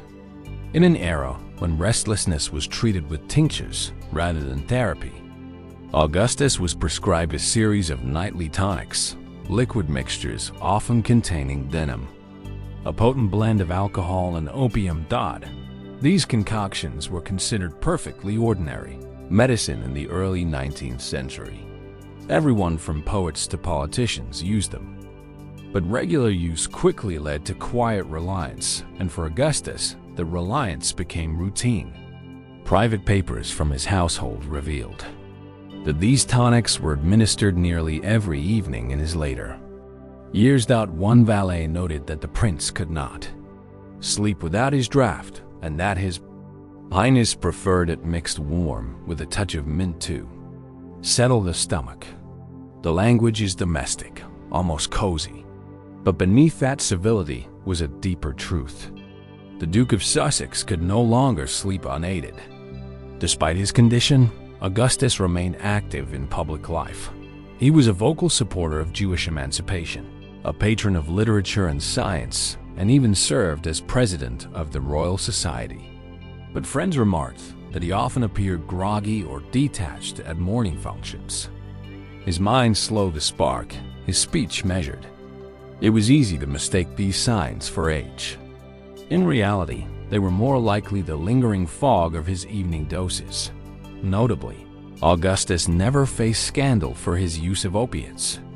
His reliance was invisible to the public and framed within court circles as a medical necessity. The palace saw no reason to interfere. He was not a liability, just a gentle, tired prince who needed a little help sleeping. And so his nightly potions were stirred and served without question. He died in 1843 at the age of 70, eulogized as a kind and principled royal who lived life on his own terms. His private struggles, like his forbidden marriages, his insomnia, and his silent sedations were kept politely out of the record. But his wasn't the only royal life carefully shaped by medicinal concealment.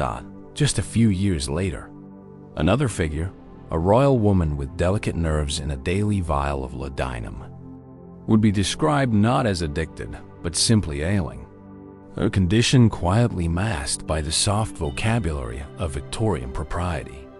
21. Princess Mary, Duchess of Gloucester, 1776 to 1857. Princess Mary, Duchess of Gloucester and Edinburgh, was the last surviving child of King George III, a living relic of an earlier age by the time of her death in 1857. outliving her siblings and even her niece, Queen Adelaide. Mary became something of a bridge between centuries, a quiet, carefully managed royal who bore witness to a transforming monarchy. But while her legacy is usually brushed with soft tones as the beautiful daughter, the modest Duchess, the aging aunt of Queen Victoria, her later life paints a more complex picture. One that, like so many others in her family, involved a private reliance on Latin, the 19th century's most socially acceptable form of sedation. Mary was not a queen, nor was she ever at the center of political life. But she occupied a unique space within the royal structure, high enough to matter, low enough to be overlooked. Her public appearances were infrequent, and her personal life, particularly after her marriage to her cousin, Prince William Frederick, Duke of Gloucester and Edinburgh, was marked by formality and distance. Childless, increasingly isolated, and overshadowed by the younger, more dynamic royals of the Victorian age, Mary became known within the palace as a figure of habit and routine. Behind the embroidered curtains of that routine was a quieter struggle with health. Like many women of her time, Mary was described as having fragile nerves, a catch-all diagnosis for everything from anxiety to depression to hormonal fluctuations. In Mary's case, it was accompanied by frequent headaches, exhaustion, and episodes of what her doctors called melancholic temperament. There was little understanding of mental health at the time, but there were many remedies. Chief among them Allen's. This opium-based tincture was prescribed liberally and without social stigma. In fact, for upper-class women, linum was as common as tea, a fixture in the medicine cabinet, the vanity drawer, the evening routine. For Mary, it was a way to manage both the physical discomforts of aging and the emotional weight of a life spent largely on the margins of royal relevance. Records from her personal physician, uncovered decades after her death, show regular references to restorative drops, evening drafts, and nervine elixirs. While the exact dosages are unknown, the consistency suggests reliance. Her letters, once lively and engaged, become more clipped and infrequent in her later years. She often wrote of needing quiet or finding solace in a tonic. Quarters noted her increasing preference for solitude, her reluctance to travel, and her long afternoons spent in her rooms with curtains drawn. Yet to the outside world, Mary remained the embodiment of grace. She was spoken of fondly, even reverently, as a survivor, the last child of a king gone mad, a woman who had endured the fall and rise of empires with unshakable poise. But that poise, as so often in royal life, was carefully supported, not with scandal or spectacle, but with soft-voiced doctors, handwritten prescriptions, and nightly teaspoons of something stronger than tea. When Mary died in 1857, she was 81, a remarkable age for the time. She had no children to write memoirs, no scandals to anchor tabloid legend. Her public memory remained intact, gentle, honorable, untouched by controversy. But the truth once again lay in the silence, in the quietly administered drops, in the way her suffering was labeled nerves rather than named, and in how her dependency, like those of so many women in her class and time, was carefully disguised as care. And just a generation later, that same royal silence would be used to shield a child, a young prince whose rare condition required constant medication, whose life was hidden behind high garden walls, and whose brief, heavily sedated existence remained one of the monarchy's most haunting secrets. 22. Prince John, 1905 to 1919. Among the long and storied lineage of the House of Windsor, few figures are as quietly haunting as Prince John, the youngest child of King George V and Queen Mary, and perhaps the most deliberately obscured. He was born into splendor, surrounded by crowns and protocol, but spent much of his short life out of sight, tucked away from public life, from ceremony. and eventually from history itself. Officially, Prince John suffered from severe epilepsy and developmental challenges. Unofficially, his condition was managed with heavy doses of early barbiturates and sedatives, prescribed regularly and unquestioned in the name of treatment and control. At first, John was raised like any other royal child. Nannies, tutors, garden games, formal photographs. But by the age of 4, signs emerged that something was different. He experienced seizures and displayed developmental delays that did not align with royal expectations. In a family ruled by formality, composure, and image, unpredictability was not just a challenge. It was a liability. What followed was a steady retreat, both physical and symbolic.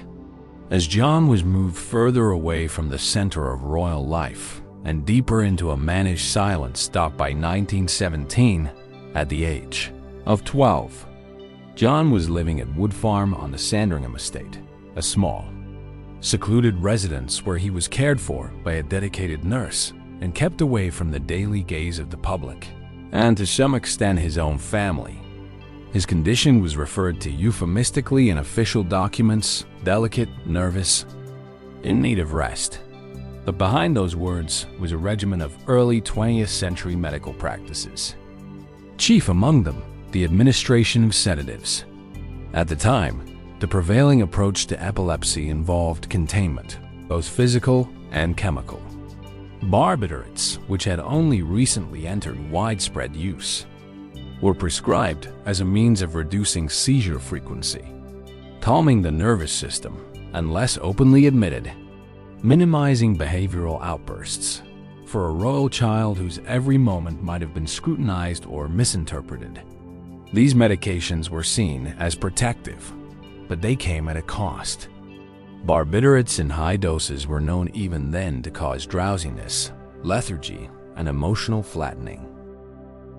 Accounts from the few who spent time with John during those years describe a boy who was kind but often distant, unusually sleepy, and frequently unresponsive in conversation. His world had been reduced to a small circle of caregivers, routine walks in the gardens, and a carefully monitored medical schedule designed to maintain calm above all else. The royal family rarely visited. Whether out of emotional distance, social expectation, or medical advice, the effect was the same. John became a royal in name but not in function. When he died in 1919 following a major seizure, his funeral was private, understated, and largely overshadowed by the end of World War. Newspapers referred to him as the little-known prince. Statements from the palace focused on relief that his suffering had ended. Only years later did biographers and historians begin to unravel the quiet, sedated story behind the royal walls. John's dependency on medication was not an addiction in the classic sense, but it was a form of dependency nonetheless. Medically imposed, socially reinforced, and wrapped in the language of compassion.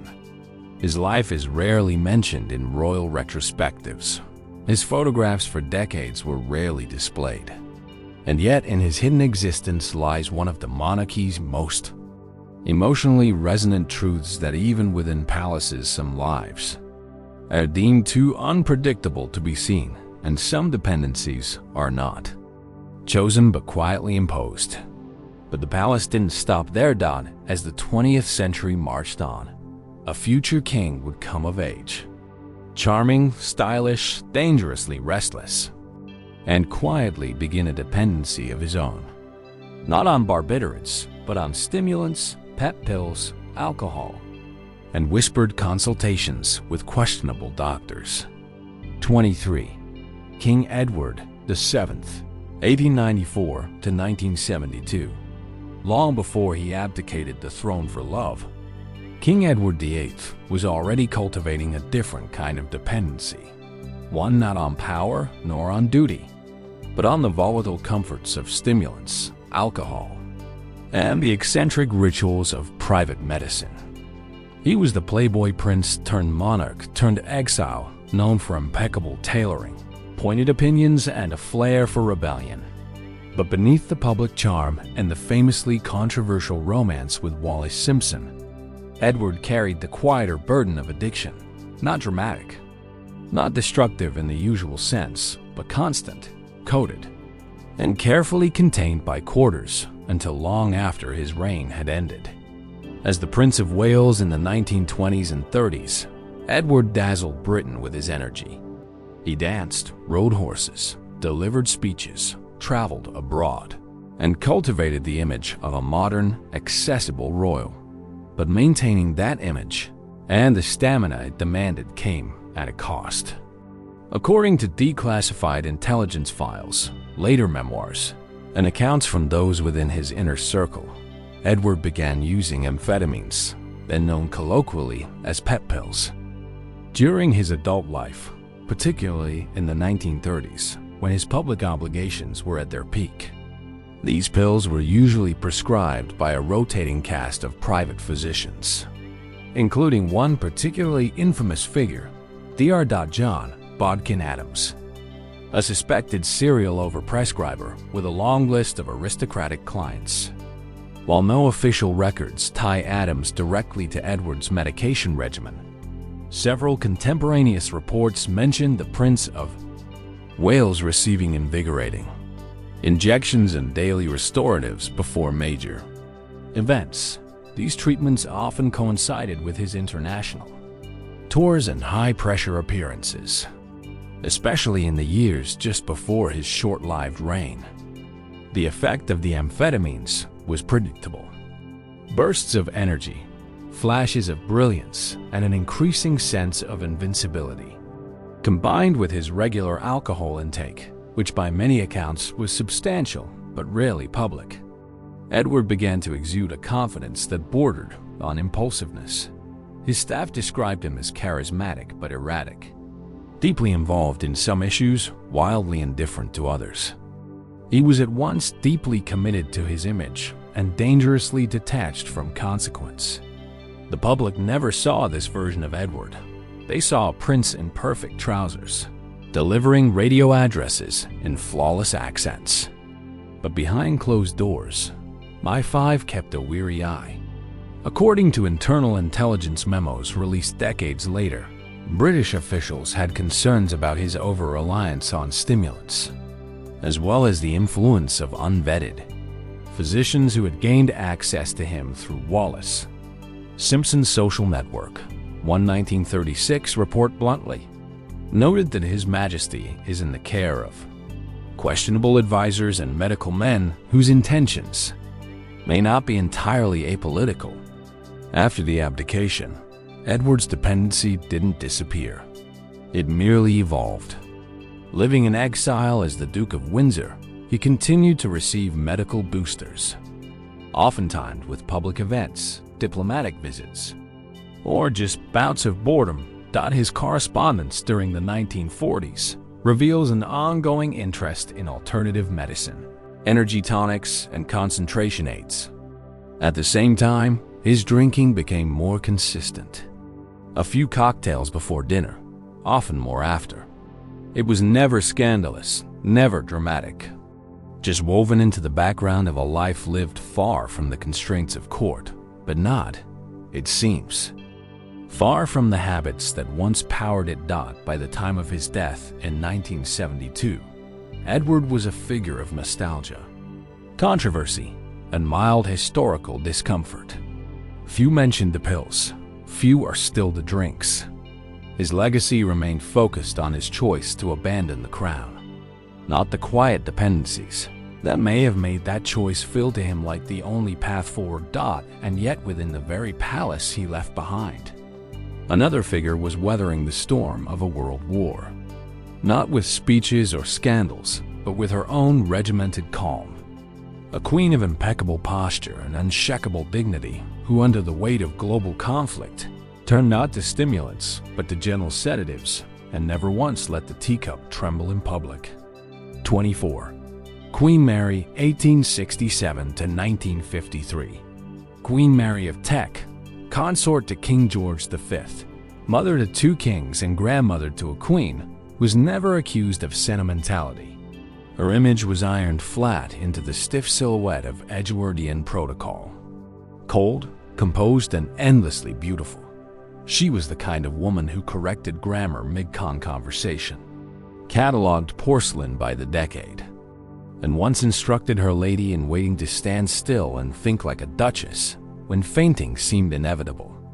But behind that unwavering composure, there were cracks. And into those cracks slipped something the public never saw. Sedatives and stimulants taken quietly during the two most destabilizing chapters of her life. The First and Second World Wars. It's hard to overstate the psychological toll that wartime Britain inflicted on the monarchy. Queen Mary was already a symbol of imperial endurance, but during the Great War, that symbol became a burden. She lost family members, watched her husband endure assassination threats, and presided over a court under siege by both political criticism and personal grief. And through it all, she was expected to be the embodiment of national composure. For decades, royal aides and court physicians maintained a meticulous silence around Queen Mary's health. Her poise was never up for discussion. But documents and private letters that have surfaced in the years since her death paint a more complex portrait. One of a woman whose doctors quietly prescribed her barbiturates to manage anxiety, restlessness, and the creeping exhaustion of perpetual performance. Barbiturates, the dominant sedatives of the early 20th century, were commonly used to induce sleep, calm nerves, and in Queen Mary's case, sustain public function. Aides referred to her restorative drops and evening elixirs, which appear with growing regularity in medical logs from the 1910s onward. During the Blitz, when she famously refused to flee London despite being urged to evacuate, staff reported that she slept little but appeared remarkably calm, a state achieved, it seems, with chemical assistance. She was also known to take mild stimulants during long royal tours and ceremonial duties, especially as she aged. These were not illicit or scandalous substances. They were prescribed and administered under strict supervision, but they became part of her routine. And that routine was never interrupted, no matter the chaos outside the palace gates. What makes Queen Mary's case unique isn't the presence of substance used on, it's how seamlessly it fit into the larger machinery of monarchy. Her dependence was never framed as a failure because it never threatened the image. She never wavered. She never stumbled. She never cried on camera. If anything, the medication simply ensured that the illusion of royal infallibility held year after year through wars, abdications, and national upheaval. She died in 1953, just months before the coronation of her granddaughter, Queen Elizabeth II. Her funeral was a stately, dignified affair with tributes pouring in from across the world. No mention was made of the long-standing medical regimens. No reason to. She had done what she was meant to do. Held the line, kept the posture, endured. But not every royal had the luxury of chemical composure. Some faced stress with fire instead of ice, and in one case with brandy as constant as breath. A king who would go down in history not for being overthrown, but for being thoroughly, openly, and historically inebriated. 25 King James II, 1633 to 1701. Before exile, before the Glorious Revolution, before he fled England for the last time. With his crown clattering behind him, King James II lived like a man in search of control over his court, his kingdom, his faith, and quietly over his own escalating dependence on brandy. His legacy is almost entirely political. The Catholic king who lost his Protestant nation, but behind the debates on religious tolerance and absolute monarchy was a less discussed, more personal narrative of a royal who turned to strong drink not merely for pleasure, but for stability. Unlike his brother Charles II, whose court was a whirlwind of debauchery and glamour, James cut a more sober figure, at least in theory. He was known for his piety, his seriousness, and his rigid belief in divine right. But in private, James nursed a growing taste for brandy, one that had been quietly building since his years in the Navy, and deepened during his political frustrations. It wasn't flamboyant. It wasn't theatrical. It was steady, daily, and for those who watched closely, deeply habitual. Evidence of James' dependence emerges in the personal letters of his contemporaries. Diplomats, ambassadors, and even members of his own household referenced his increasing reliance on cordials and warm brandy, especially during moments of stress or late-night planning. A French courtier writing during James's exile at Saint-Laurent-en-Laye remarked that the king was rarely without his glass at hand, and that his majesty drinks deeply, though never with visible disorder. That phrase, "never with visible disorder," became the line that preserved the illusion of control while revealing its cost. At court, his drinking was largely ignored. It was part of the royal routine, not questioned and rarely remarked upon. After all, this was the 17th century, and brandy was practically medicinal. It was prescribed for digestion, for melancholy, for sleeplessness, and even for balancing the humors. But in James' case, the frequency and the emotional weight behind it raised quiet concerns. One of his chaplain noted in a letter now archived at Lambeth Palace that the king had come to depend too much on the comforts of the bottle, especially on dark days. Dark days for James were frequent. His reign was short and marked by conflict. His conversion to Catholicism, though known privately for years, became a public crisis when he ascended the throne. Parliament bristled, nobles defected. His wife gave birth to a Catholic heir, triggering waves of paranoia, and through it all, James leaned more heavily on his rituals, prayer, ritual, and a generous pour of brandy in the evening. When he was deposed in 1688 and fled to France, James never publicly acknowledged the strain. In exile, he styled himself as a holy sufferer, a king wronged by history. But even among his fellow exiles, his drinking was noted. One Jesuit advisor hinted delicately that His Majesty's spirit is wounded and must be soothed as he sees fit. In other words, the brandy remained. James died in 1701, not with a bang, but a slow, quiet decline in the gilded shadows of someone else's palace. Officially, he was remembered as the devout king in exile. Unofficially, he was remembered by some as a man who drank through the slow erosion of everything he believed he was entitled to. And his legacy didn't just end with faith and failure. It echoed in the quiet corners of Windsor centuries later. In another royal man, naval trained like James, determined to serve, rarely to speak, and with a cigarette nearly always between his fingers. 26. Prince Philip, Duke of Edinburgh, 1921 to 2021. Prince Philip was many things. Naval officer, consort, war veteran, environmentalist, walking headline generator, but above all, he was a man who never let the public see him flinch. For over 7 decades, he stood one polite step behind Queen Elizabeth II, nodding where necessary, scowling where appropriate, and saying exactly what was on his mind, which more often than not was the thing no one else dared say. He built his persona on blunt honesty and nonsense, pragmatism. But there was one habit that never quite made it into the speeches, the biographies or the golden anniversaries. His long-standing dependence on nicotine, a royal addiction that clung to him for decades, quietly managed and strategically obscured. Philip began smoking as a teenager, like many of his generation.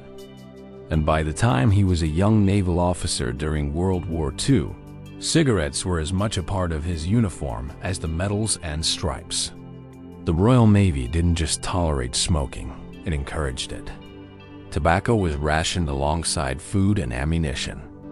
For soldiers and sailors alike, smoking was a sanctioned form of stress relief, camaraderie, and routine. For Philip, it became something else, a near-constant companion. By the time he married Princess Elizabeth in 1947, Philip was reportedly smoking up to 20 cigarettes a day. Photographs from the period often show him with a cigarette, just out of frame or with the smoke curling discreetly behind a salute or a handshake. And yet the public saw very little of it. Not because it wasn't happening, but because the palace was learning fast how to control the optics of a modern royal family dot. It was the Queen who reportedly asked Philip to quit smoking shortly after their marriage. He did officially, unofficially, according to palace insiders and staff who later spoke off the record. It was a stop-start relationship. Philip reportedly quit, then relapsed, then quit again. The stress of royal life, combined with his well-known restlessness and dislike of idleness, didn't pair well with total abstinence. For decades, he found subtle ways to keep the habit going without letting it spill into public view. Ashtrays were strategically placed in his private quarters. Staff were instructed not to mention it. Photographers were discouraged from capturing candid moments between engagements. This concealment wasn't born out of shame. Philip was not a man who embarrassed easily, but out of duty. He understood the weight of the image. As the royal family became more polished, more stage-managed, and more scrutinized, his own vices had to be quietly dialed down or kept behind closed doors. The cigarettes never fully disappeared, but they were folded into the scenery, discreet, constant, and unspoken. He lived to be 99, a feat often cited as evidence of his iron constitution. Few mentioned the decades of smoking or the long efforts to keep it away from cameras or the quiet negotiations between personal comfort and public expectation. He died as he lived just behind the spotlight, stoic, disciplined, and layered in contradictions. And if his addiction was tucked into the margins, the next royals would roar into the headlines because her suffering wasn't hidden. It was hidden in plain sight, played out in tabloids, whispered through palace walls, and revealed eventually by the only person who had lived through it herself. 27. Princess Diana, 1961 to 1997. She was to millions the people's princess. Modern fairy tale turned living tragedy complete with ball gowns, heartbreak, and the kind of global adoration that made Buckingham Palace seem strangely irrelevant by comparison. But behind the headlines, humanitarian work, and high-stakes marital collapse, Princess Diana was also something far more human. A woman struggling day by day to cope with the demands of an unrelenting system, and in that struggle, she turned to quiet dependencies, disordered eating, sleeping pills, antidepressants, and periods of emotional detachment that later came to light not through leaks or biographies, but from Diana herself. In the earlier years of her royal life, Diana's public image was a polished contradiction, radiant on the outside. Yet, increasingly withdrawn in private dot, the press celebrated her beauty, her style, her ability to smile through anything. But those closest to her, aides, bodyguards, palace doctors, saw a young woman under enormous psychological strain. She was 20 years old when she married the heir to the throne, catapulted into a role with no training, no exit, and almost no emotional support. What followed was a pattern familiar to many who find themselves locked in systems too large to fight. Control what little you can. Diana herself later spoke openly about her struggles with bulimia, a condition that for years went unnoticed or was willfully ignored by those within the institution. The disordered eating began shortly after her engagement, she revealed, and became a coping mechanism for stress, anxiety, and the intense pressure to conform to an image she never agreed to. But food was only one part of a broader battle. Throughout the 1980s and early 1990s, Diana reportedly began using prescription medication to manage insomnia and anxiety. These medications, likely benzodiazepines or similar tranquilizers, were administered quietly, as they often are in royal circles, under the language of rest and treatment for fatigue. There are accounts of her receiving mild sedatives before particularly stressful public events and long-haul flights. Combined with her emotional turmoil and lack of autonomy. The result was not stability, but sedation. But Diana's dependency didn't fit the traditional narrative of royal addiction. She wasn't disappearing into cocktail parties or falling out of carriages. She was showing up, delivering speeches, walking through minefields, holding the hands of AIDS patients when no one else would. And that perhaps is what made her story so disorienting, because her emotional pain was always barely hidden, just behind her eyes, but rarely acknowledged by the institution that expected her to keep smiling. By the early 1990s, the cracks could no longer be concealed. Diana began speaking more candidly, first in private recordings, then in interviews, and finally in her infamous 1995 Panorama appearance. She spoke of bulimia, of self-destructive behaviors, of being overwhelmed. She never used the word addiction, but the pattern was clear. She had relied on whatever tools were available, often prescribed, always quiet, to survive a reality that was carefully airbrushed for the public. When she died in 1997, the outpouring of grief was global. The royal family's response was cautious, muted, and deeply scrutinized. The woman they had tried to control, contain, and eventually distance themselves from became, in death, an unstoppable symbol of emotional authenticity, something the institution was simply not equipped to handle. Her legacy remains complicated, beloved, misunderstood, iconic. But her struggles with mental health, with disordered habits, with the invisible pull of chemical comfort are not footnotes. They are part of the story, and not just her story. Because one of her sons, raised inside the same royal machinery, would eventually follow a similar path, grappling with grief, pressure, and the need to numb what the palace would never allow him to say aloud until one day he did. 28. Prince Harry, Duke of Sussex, being 1984. For much of his life, Prince Harry seemed destined to play the same role that royal second sons have played for centuries. Supportive, spirited, and marginal. The spare, the younger brother, the fallback option, the one who's expected to serve, smile, and stay out of the way. In his early years, Harry embraced that identity with what looked from the outside like cheerful defiance.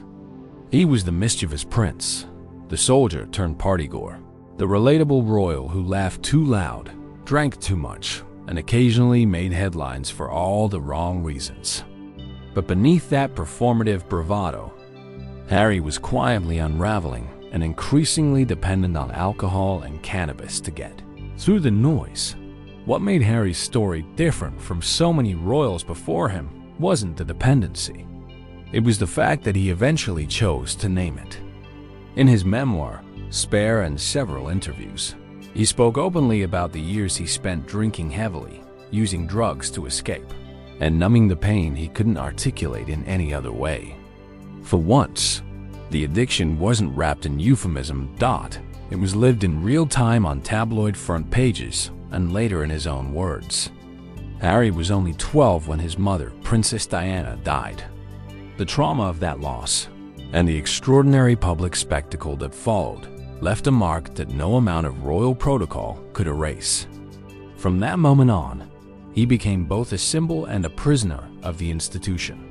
Publicly, he was expected to maintain composure. Privately, he was adrift. He has since described his teenage and early adult years as a blur of anxiety, anger, and suppression.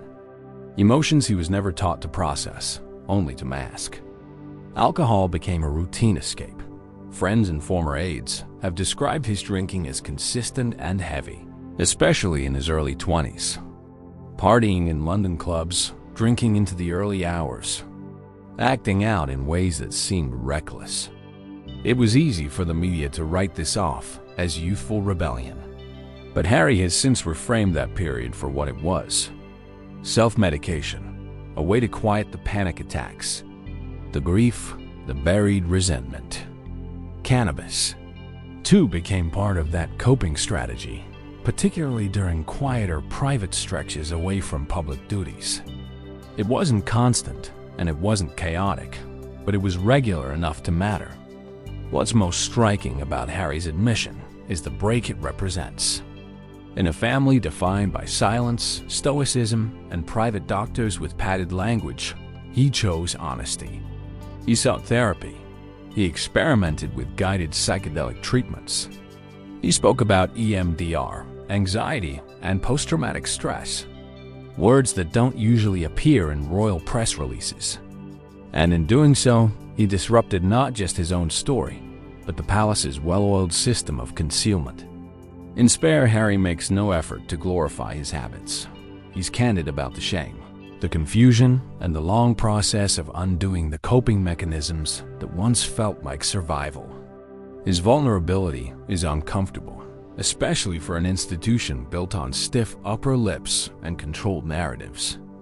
But it also marked a rare moment in royal history, an addiction not denied, not sanitized, not leaked decades later, but owned in the open.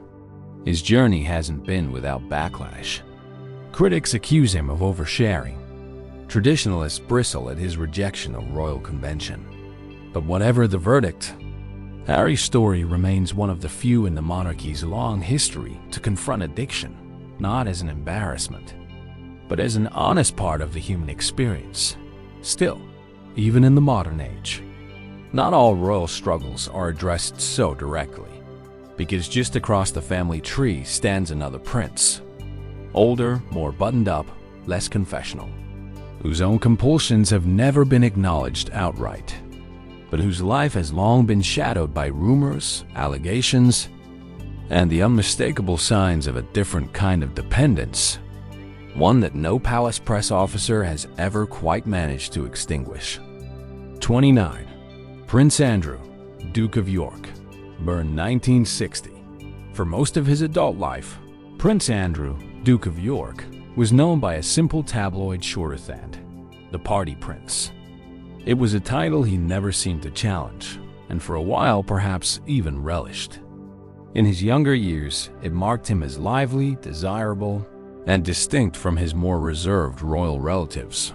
But over time, the phrase took on a different tone, one less playful and more pointed. Behind the lavish holidays, expensive hobbies, and increasingly notorious friendships, a quieter concern persisted. The suggestion that Prince Andrew's compulsive behaviors, particularly around gambling and sex, may have gone far beyond youthful indulgence into the territory of long-standing unacknowledged addiction. Officially, none of this has ever been confirmed. The royal household has never publicly discussed Prince Andrew's private habits, and the prince himself has consistently denied wrongdoing in connection to the more serious allegations that have surfaced over the past 2 decades. But addiction, particularly when it manifests as compulsion rather than collapse, often survives in the gray spaces, obscured by money, power, and reputation management. Let's begin with the gambling. Andrew's enthusiasm for games of chance has been well documented by journalists, former acquaintances, and even royal staff. He was a frequent visitor to high-end casinos in London, Monte Carlo, and the Middle East, sometimes making appearances that blurred the line between diplomatic engagement and personal leisure. Reports from multiple sources, including former employees of royal residences and anonymous high-roller insiders, describe a man who could spend hours at the tables, blackjack, baccarat, and other games that allowed for both risk and control. His personal spending habits raised eyebrows on more than one occasion. There were questions about where the money came from, particularly as Andrew did not receive the kind of private fortune or revenue streams enjoyed by some other royals. In 2022, it was revealed that he had received significant financial gifts from foreign figures and wealthy acquaintances. Transactions that, while not illegal, suggested a lifestyle increasingly underwritten by favors and quiet arrangements.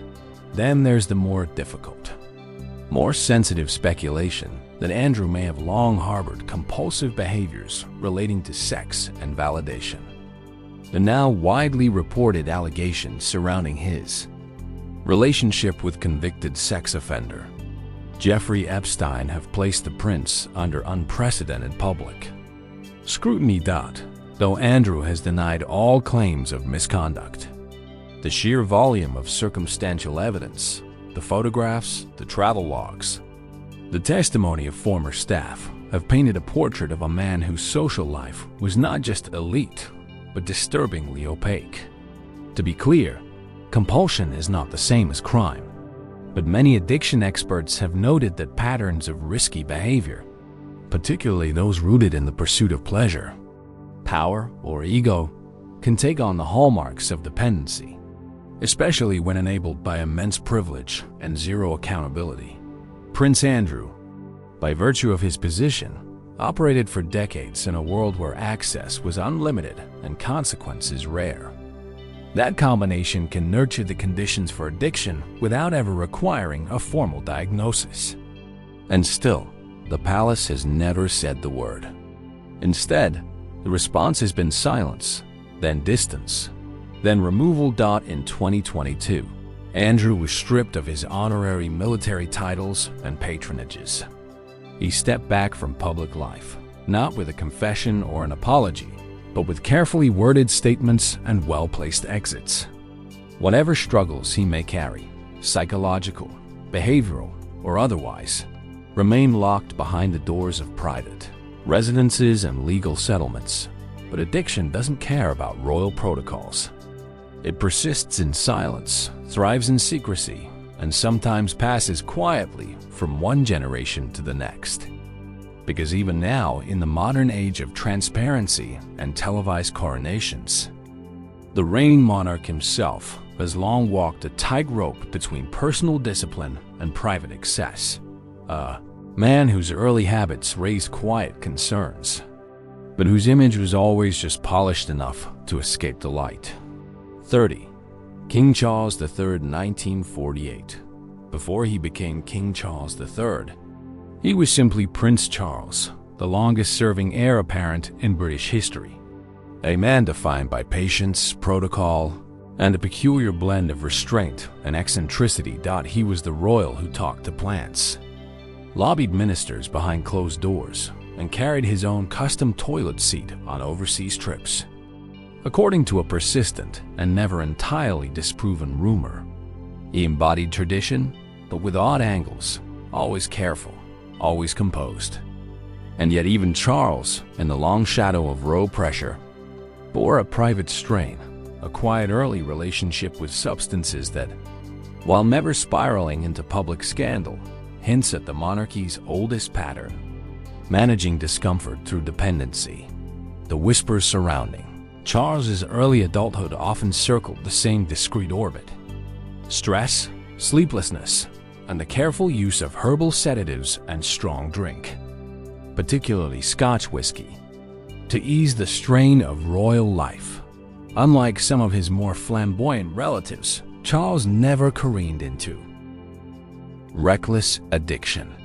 But several biographers, staff accounts, and even former courtiers have described a period during the 1970s and early 1980s when the young prince relied increasingly on certain habits to soothe himself behind palace doors. At the time, Charles was navigating a profoundly conflicted identity. Publicly, he was the future king, photographed in tailored suits, shaking hands, speaking softly, ticking every ceremonial box. Privately, he was a man at odds with his position, intellectually restless, emotionally isolated, and increasingly unsure of his path. His letters to friends and spiritual advisors from that era paint the portrait of a young royal buckling quietly under pressure, describing long bouts of melancholy, frustration with palace bureaucracy, and a growing weariness with media intrusion. According to sources close to the household, Charles often turned to herbal tinctures prescribed by homeopathic physicians to manage his sleep and anxiety. While these remedies were technically natural, they weren't without potency. Some of the compounds in these tonics derive from valerian, passion flower, and even mild alkaloids can have sedative effects not dissimilar to pharmacological sleep aids when taken in regular doses. It was the royal version of winding down. A warm bath, classical music, a dram of scotch, and a few drops from a dark glass, bottle labeled with Latin words. More concerning, perhaps, was his reported reliance on alcohol during the same period. While Charles was never known as a heavy drinker, former aides have noted that he developed a particular fondness for high-proof Scotch whiskey, not at parties, but in solitude. One longtime butler described the prince's private routine as precise to the minute, including his evening drink. Always the same, always measured, and always taken alone. It was never out of control, but it was telling. In the tightly regulated palace ecosystem, Charles's habits were seen as manageable, even admirable, given the chaos around him. But behind the scenes, a quiet effort was made to discourage the pattern, as one aide put it. Biographers have since noted that advisors close to the prince gently nudged him toward healthier routines, more engagement, fewer solitary evenings, a structured calendar to prevent long periods of introspection.